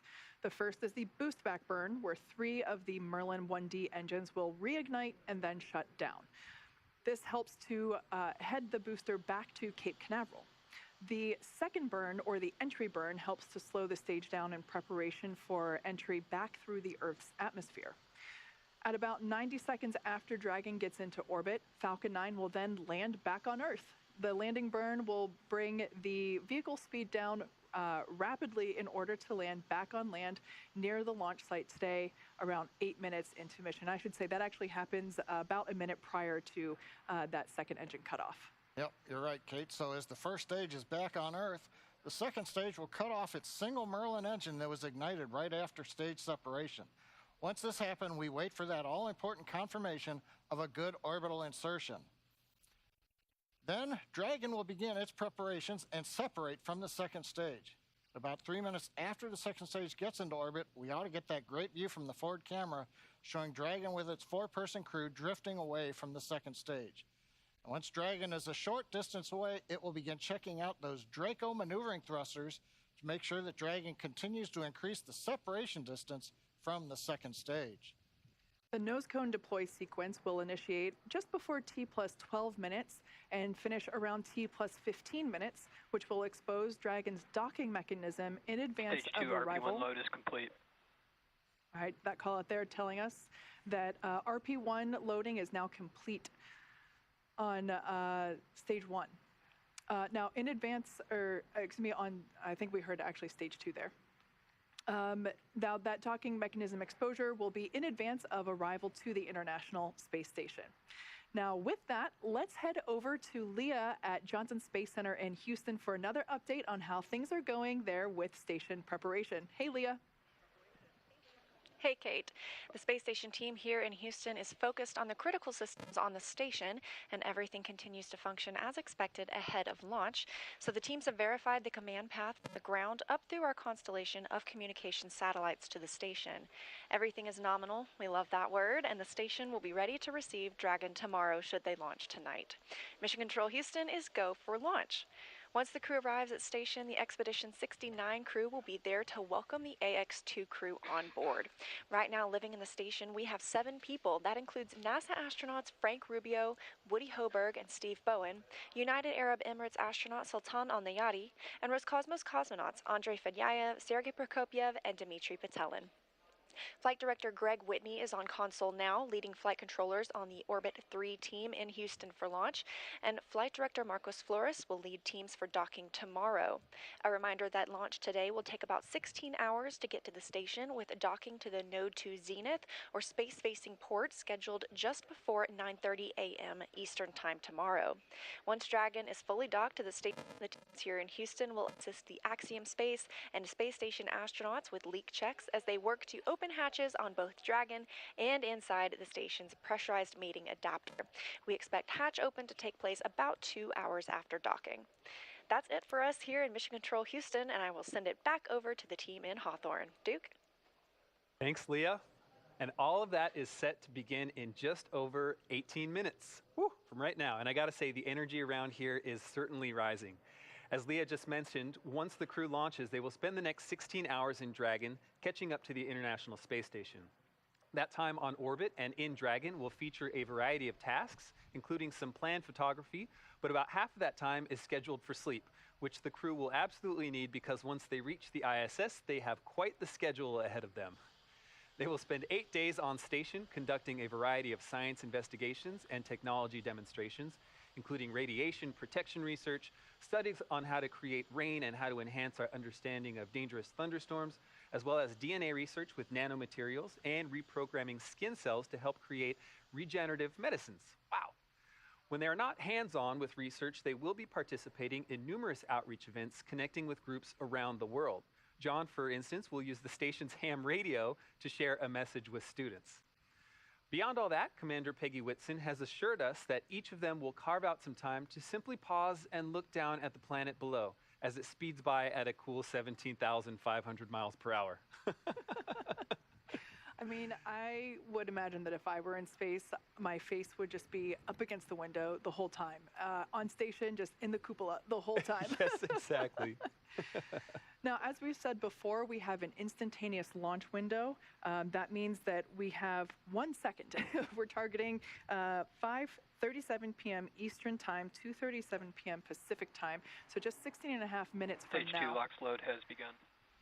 That call out, they're telling us that the liquid oxygen on stage 2 is now beginning, the liquid oxygen on is beginning to be loaded onto stage 2. That will wrap up around T-2 minutes. Now, I was talking about that instantaneous launch window because we are essentially chasing the space station. We're trying to catch up to it. It means that in order for everything to be precisely lined up in terms of how much propellant we're taking on board, and obviously we don't want to take too much because everything about space is weight. How much weight are you taking? And so we want to optimize our path to the International Space Station. And so we basically have that instantaneous moment to take off. All right, and that moment is coming soon. And as we approach the final moments of our countdown to launch, Axiom Space CEO Mike Suffredini wanted to take a moment to reflect on this, the second Axiom Space mission. This mission today is very meaningful for Axiom Space. It's a watershed moment because it's our opportunity to really start bringing the rest of the world to the International Space Station. We're honored that the Kingdom of Saudi Arabia is flying with us here today. The 2 crew members flying are fantastic. They've done a great job in training. Of course, John Schaffner's been with us for a while. He's a backup on AX-1. We're excited for him to fly. Of course, the commander's Peggy Whitson, and while she's the first woman commander for a commercial mission, that's a big deal to us. I really don't think it's a huge deal to Peggy. She's flown so many times. This is, like riding a bike. But we're very excited for this crew, and we're looking forward to their mission. So, you know, we don't do this by ourselves. Axiom is a wonderful company with fantastic employees. They've done quite a bit of work to get to this point. The commander is one of our very own as well. But our thanks go out to the entire team that support us. Axiom done a fantastic job in preparing for the mission and the medical and all the work that's gone into getting the crews ready to go fly. SpaceX, which is a fantastic, reliable Dragon spacecraft and Falcon launch vehicle, have prepped the crew and the vehicle, and it's out on the launch pad ready to go. And of course, NASA, we can't do any of this without NASA, who has worked with us along the way, allowed us to have this opportunity, and will work with us on orbit. And of course, the investors. The reason why we get to do what we're doing as a company and build this space station and do these missions is because the investors that are with us along the way. So it's the entire team that has supported us and worked with us throughout this last several months as we prepared for this mission, and we're thankful to them all. All right, guys, you're going to have a great time on orbit. We're looking forward to seeing you there on orbit. From all of us here at Axiom, we wish you good luck and Godspeed. Just under 13 and a half minutes, and everything continues to look good for launch of Falcon 9 and Dragon. Now, currently, Peggy, Falcon 9 began we are still tracking no issues on Dragon for today's launch. We have continued weather evaluations, and for your awareness, we are monitoring an anvil cloud that is moving towards LC-39A. It's currently 5 miles away, and it just needs to remain outside of 3 miles for launch to continue. The weather officer is going to continue monitoring this cloud and will continue to provide updates to the launch teams. How copy? Dragon copies, no issues on the vehicle, watching the cloud. I'm thinking very dry spot. Good readback, and just a reminder that for the Falcon 9 valve, the Falcon team is going to be performing that manual evaluation of the manifold pressure until T-minus 35 seconds. And if we do not pass those checks, the Falcon team will call a hold. If the evaluation passes, there will be no call made, and we will continue with the countdown. So again, at T-minus 35 seconds following the manual evaluation, if we do not pass those checks, the Falcon team will call a hold. But if there is no call, we have passed the checks, and we will continue with countdown. Dragon copies, manual evaluation. We'll call a hold if it's not passing the check. Expect no call if it looks good. Good readback. I like that comment. Thinking dry thoughts. Now we're talking about propellant loading. RP1 fuel is completely loaded on the second stage. Fuel loading is continuing on the first stage. We're just about full. It'll finish up at the T-minus 6 minute mark. Densified liquid oxygen loading is continuing on the first stage and the second stage. Both stages well underway. First stage is nearing a completion, but it won't wrap up until T-minus 3 minutes. The second stage just began a few minutes ago. That'll wrap up at T-minus 2 minutes.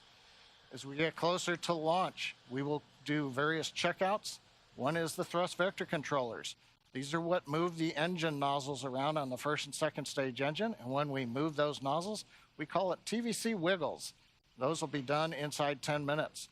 We'll also be doing checkouts of throttle valves on the engine. Now the range currently is go. Air and sea space are clear. The weather, you heard the briefing from the Corps up to the crew. We're watching one anvil cloud. It's within 5 miles, but it's got to just stay more than 3 miles away, and we will be go to fly. And meanwhile, the Dragon team also had reported they're working no issues. Everything is complete through the countdown. The comm checkouts are finished. The access arm is retracted. The launch escape system is armed. The crew is strapped in and ready to go. We're coming up on final instructions of the crew. We'll hear that at T-minus 10 minutes. They'll configure their displays for launch.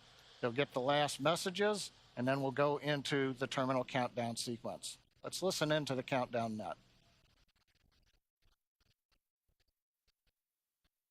Dragon SpaceX, confirm crew displays are configured for launch. And SpaceX Dragon, we can confirm crew displays are configured for launch. SpaceX SpaceX copies. And on behalf of the entire SpaceX team, we are honored to have you aboard Dragon Capsule Freedom today on its next trip to the International Space Station and the second Axiom crew mission. We wish you a great mission, good luck, Godspeed, and enjoy the ride. Let freedom fly. Hear the crew calling back to the ground, let freedom fly. We see them applauding. Everything continuing to look good. We're coming up on 9 minutes to launch. Next major event is going to be engine chill at T-minus 7 minutes.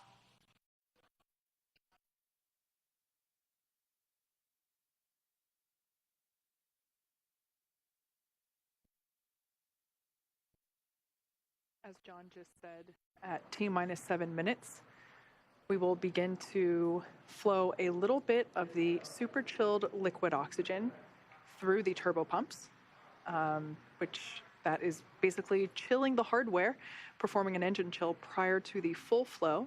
We do that in order to help minimize the chances of the hardware experiencing any thermal shock when that full flow of super chilled liquid oxygen occurs. Now we can see some venting from the vehicle now, totally normal. It is that liquid oxygen just vaporizing as it comes into contact with the ambient air. And Kate, maybe this is an opportunity. You know, we always use the word abort. This might be a chance to let everybody know that there are abort callouts in flight that we're going to hear. Those are just heads up to the crew that says, should a contingency occur, there's different actions that'll happen at each various stage of the flight, when you're on first stage or when you're on second stage. That's right. We should actually hear Commander Peggy Whitson calling those abort modes out as they are ascending and really getting to orbit. She is tracking everything on her, both her tablet as well on her leg, as well as the crew display above her head. So she is able to identify at which mode they are entering, and those modes identify basically where and what sequence Dragon would take at that point in time during the flight. Now we're about 10 seconds away from that engine chill for the first stage.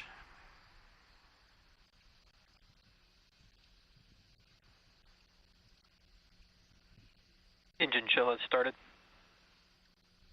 All right, right on time. We've opened the valves that are letting liquid oxygen and kerosene fuel down to the Merlin 1D engines on the first stage.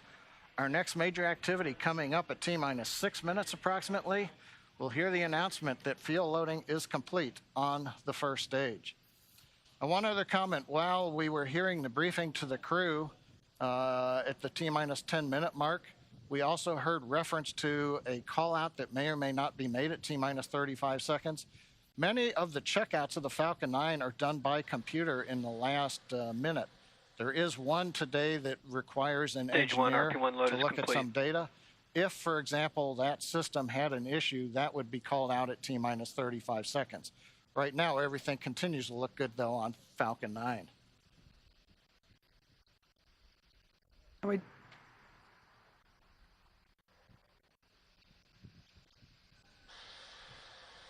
We also heard in the briefing that they are tracking an anvil cloud that at the time of the briefing was about 5 miles away from the pad.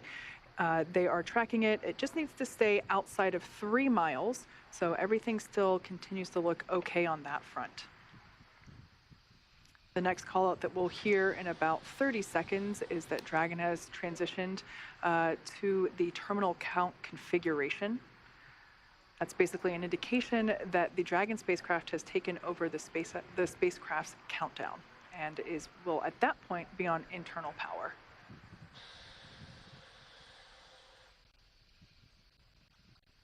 At this point in time, RP1 is now completely loaded, both on the first and second stages. LOX load continues on both stages. It'll wrap up at T-minus 3 minutes for first stage and T-minus 2 minutes for second stage. Falcon 9 tanks are pressurizing for Trongback retract.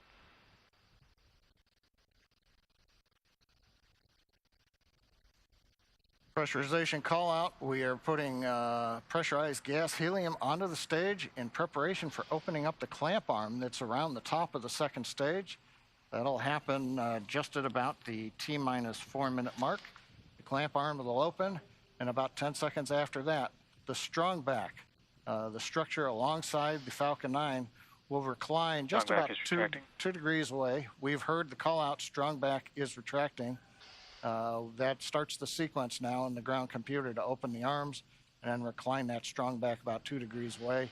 At liftoff, hydraulics will then pull the strong back to a position about 45 degrees away from the rocket as it flies out of the launch mount.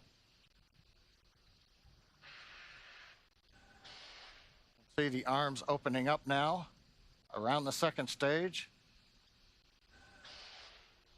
We should now be able to see that strong back retract just a couple degrees away from the launch vehicle. Upon liftoff, it will move back even further in order to clear the way for Falcon 9. Looks like we can start to see that movement now. This structure is what is utilized to horizontally integrate the vehicles while still in the hangar, as well as transport them horizontally to the launch pad and then raise them to their vertical launch position.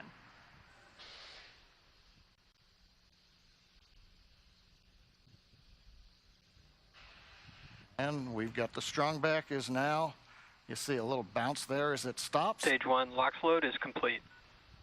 And right on time, stage 1 LOX load is complete. We're down to just loading a liquid oxygen on the second stage. That'll wrap up just after T-minus 2 minutes, at which point we'll have the 1 million pounds of propellant on board Falcon 9 ready to fly. We can see the vehicle continuing to vent some of that gaseous or the liquid oxygen that has now vaporized. Dragon is in terminal count and is on internal power.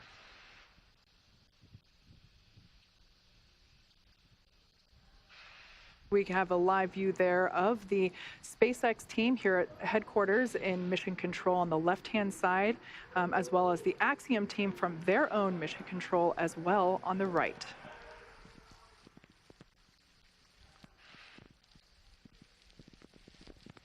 Dragon SpaceX for weather. Looks like the system has cleared, and we're looking like we're go for launch for weather. All right, we've heard a good news information to the crew. Dragon copies. We're letting them know that it appears the weather is going to avoid the area. That is great news indeed.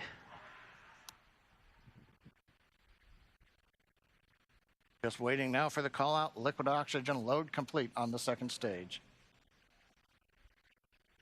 Stage 2 LOX load is complete. Dragon is in auto idle.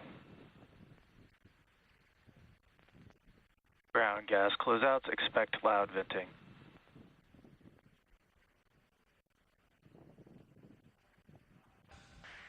At venting, we're now bleeding off excess pressure in the strongback. That's what's giving that large white plume as cold gas meets the warm Florida air and condenses the moisture. We're coming up on 1 minute where the flight computers will take over the sequence. Let's listen in to the launch of Falcon 9 with Dragon and the Axiom 2 crew.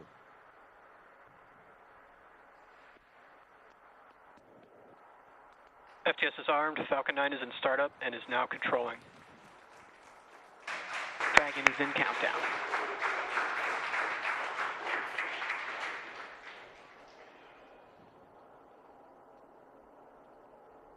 Dragon, SpaceX, go for launch. Dragon, copy. Go for launch. T-minus 30 seconds.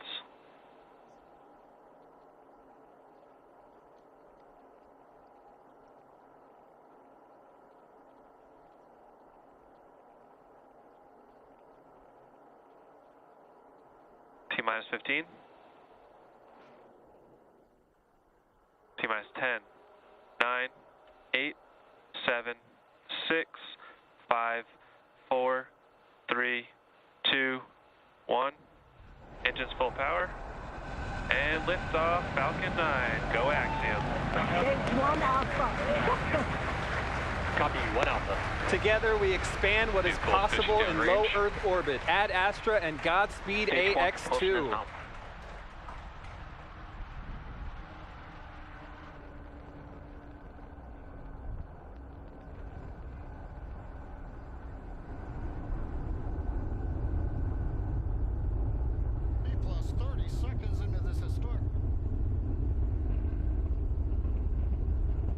T plus 36 seconds into flight. A great view of Falcon 9 heading to space. Power telemetry is nominal. Stage 1 throttle down. Power telemetry nominal. We're into the throttle bucket. The first stage is throttle down power on the Merlin engines in preparation for max Q.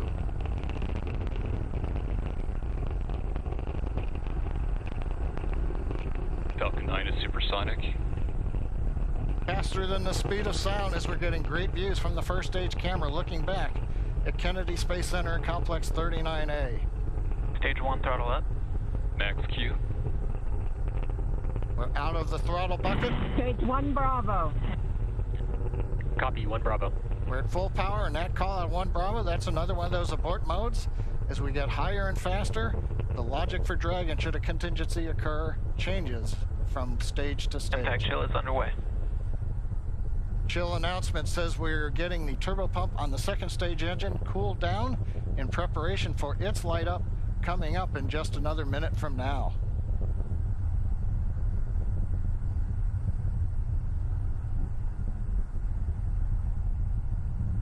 Again, great views looking back, and you can see the contrail as we left 39A and the shadow of the contrail against the cloud deck around Florida.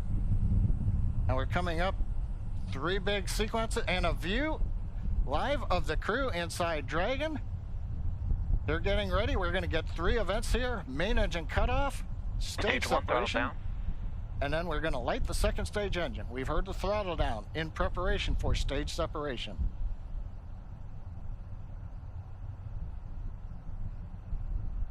Eco. 2 Alpha. Stage separation confirmed. Copy, 2 Alpha. And back ignition. Stage 1 boost back startup. All right, stage separation. We've lit the second stage engine. The first stage is into the boost back burn, working its way back towards Cape Canaveral. Views on the left side, that's the first stage. Engines running as we come back to the launch site, or the landing site. Second stage engine nozzle is visible on the right side as we're powering the Axiom 2 crew into low Earth orbit on the way to the International Space Station.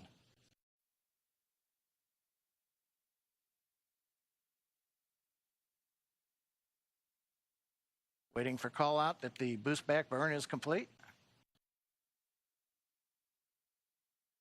Stage 1 boost back shutdown.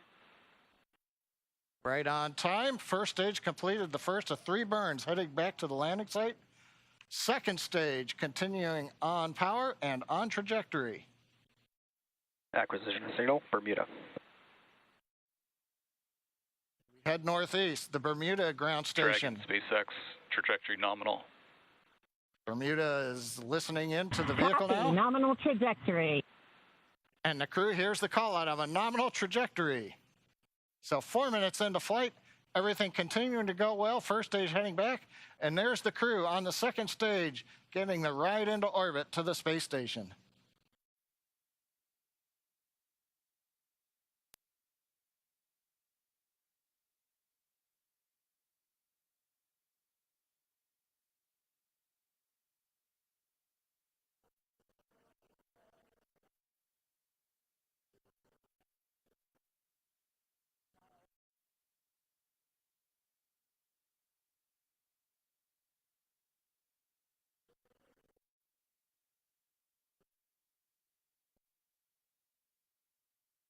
Coming up, we're waiting for the next trajectory call out from the guidance officer. Dragon, SpaceX, trajectory nominal.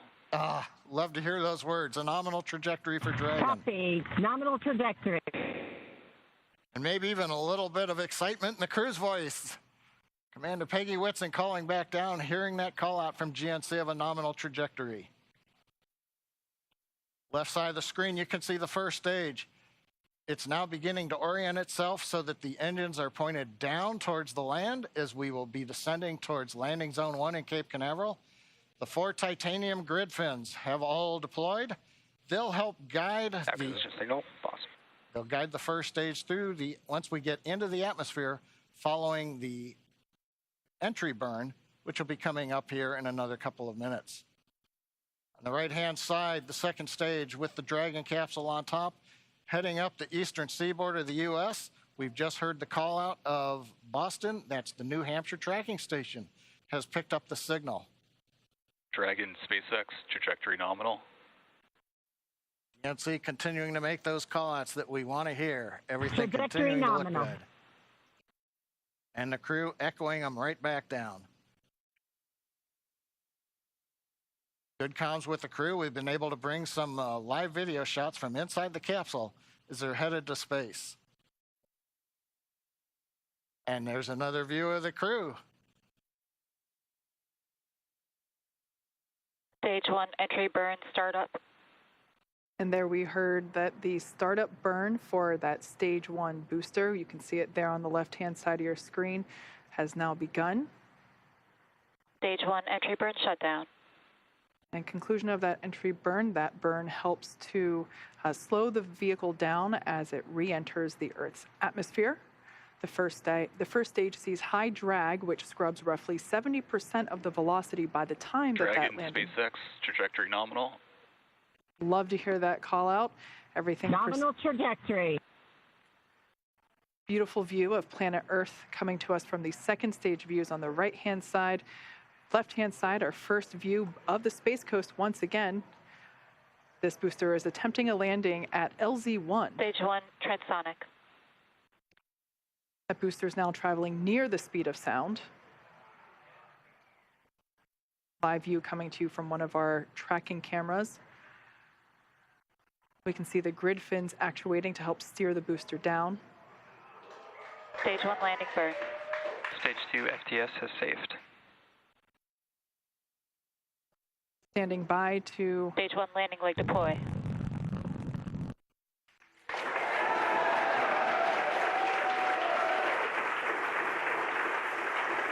There you Stage 1 landing confirmed. You can see that first stage has landed back at LZ-1. This is the first time that we have performed a land landing on a crew mission. Coming up next will be second engine cutoff, or SECO, and that's where after that engine cuts off, the second stage will coast for a few minutes until Dragon is commanded to separate. Stage 2 is in terminal guidance. We're expecting SECO to occur in about 20 seconds.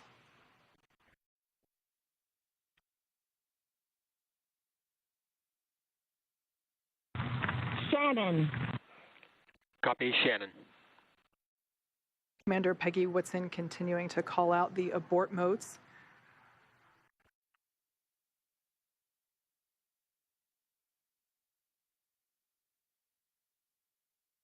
SECO. All right, on time shutdown of that second engine. Also confirming that the launch escape system is now disarmed. Dragon SpaceX, nominal orbit insertion. All right, and there's that call out. We can confirm good orbital insertion. Copy, nominal insertion. Dragon SpaceX, launch escape system disarmed. We can see the crew playing with their harnesses. Copy. Now that they are in 0G, which I think we just got a view of our 0G Stuffy.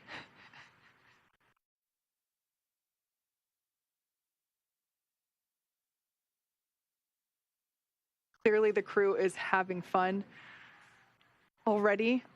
Right after liftoff, I think we heard a laugh coming from Commander Peggy Whitson, which, being a NASA legend and one of the most decorated astronauts of all time, it's amazing to hear that even a space veteran as she Lost signal, Cape. still has fun at liftoff.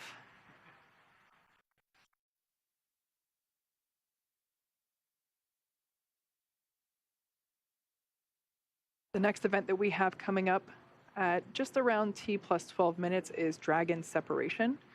That's where the Dragon spacecraft and trunk, so collectively referred to as the Dragon spacecraft, will separate from the second stage. Acquisition signal to Finland. After that separation, we will begin to deploy the nose cone, which exposes the forward bulkhead thrusters as well as the forward hatch. That forward hatch is what the capsule utilizes to autonomously dock to the International Space Station.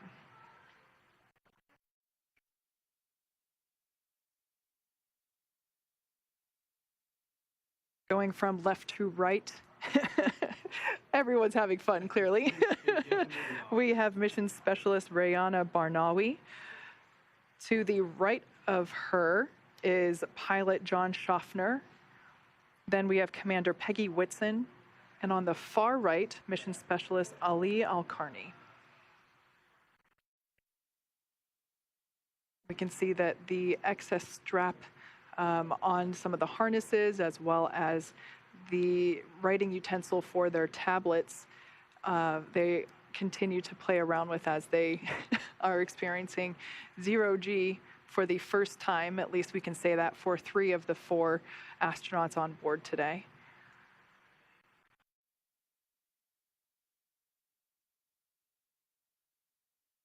Now we are standing by for Dragon separation, which is expected to occur in the next few seconds.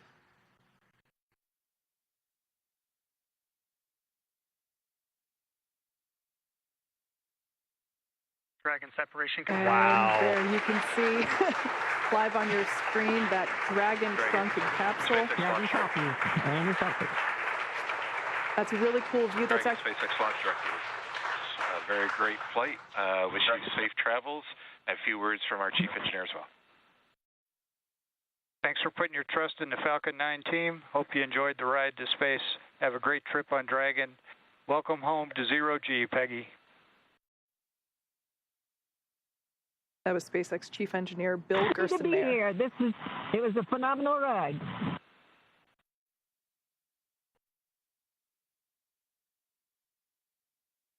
Make sure you share the joy of zero-G with your crew.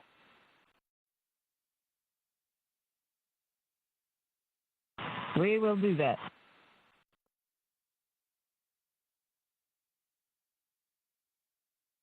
Already you can see Dragon's Draco thrusters activating.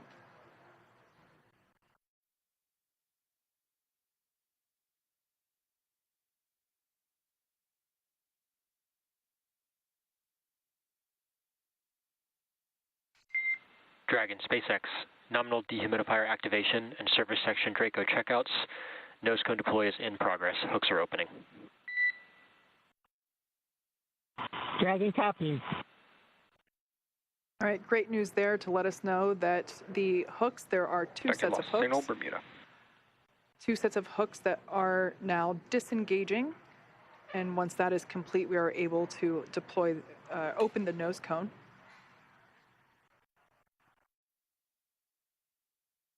We should see that nose cone deploy in about a minute. It's a great view on the right-hand side of your screen from the Falcon 9 second stage, looking at the Dragon Freedom capsule.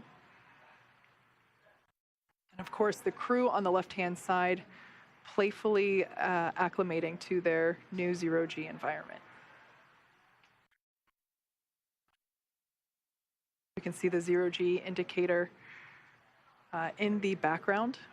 And I love this view. This view is over the shoulders of Commander Peggy Whitson, who here is on the left-hand side, or the left seat, and pilot John Schaffner is on the right seat here, looking at what they're looking at. These are the crew display panels that they utilize in flight to track which thrusters are firing, what phase of the mission that they are in, as you can see, where they are around the globe.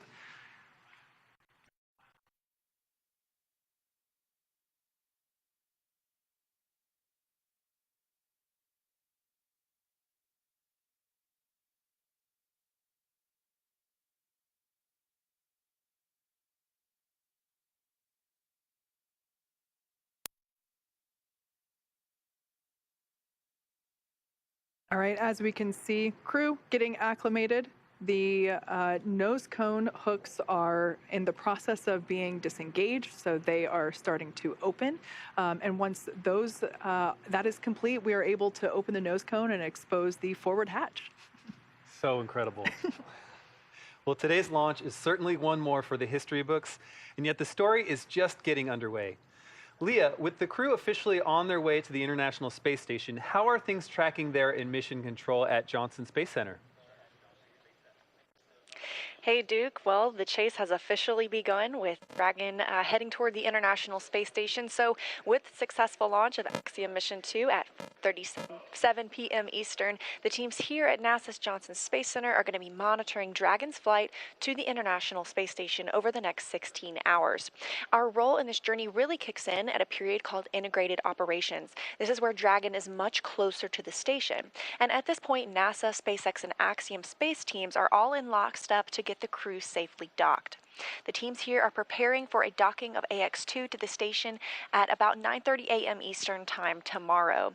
We're going to begin joint coverage of that phase at 7:30 a.m. Eastern Time. But for now, that'll be it for us in Mission Control Houston tonight, and I'll be back with you tomorrow for docking. Back to you, Kate and Duke. Yeah. Now, over the next 16 hours, Dragon will execute a series of burns to gradually raise and line up the AX-2 crew for docking with the International Space Station in what we refer to as activation and rendezvous phase of the mission. Now, in just a few minutes, the crew will get to change out of their spacesuits and get a little bit more comfortable for flight, and will enjoy their first meal aboard the spacecraft. I'm sure that'll be a lot of fun, the first time for 3 of them eating in microgravity. And then Good, Haley.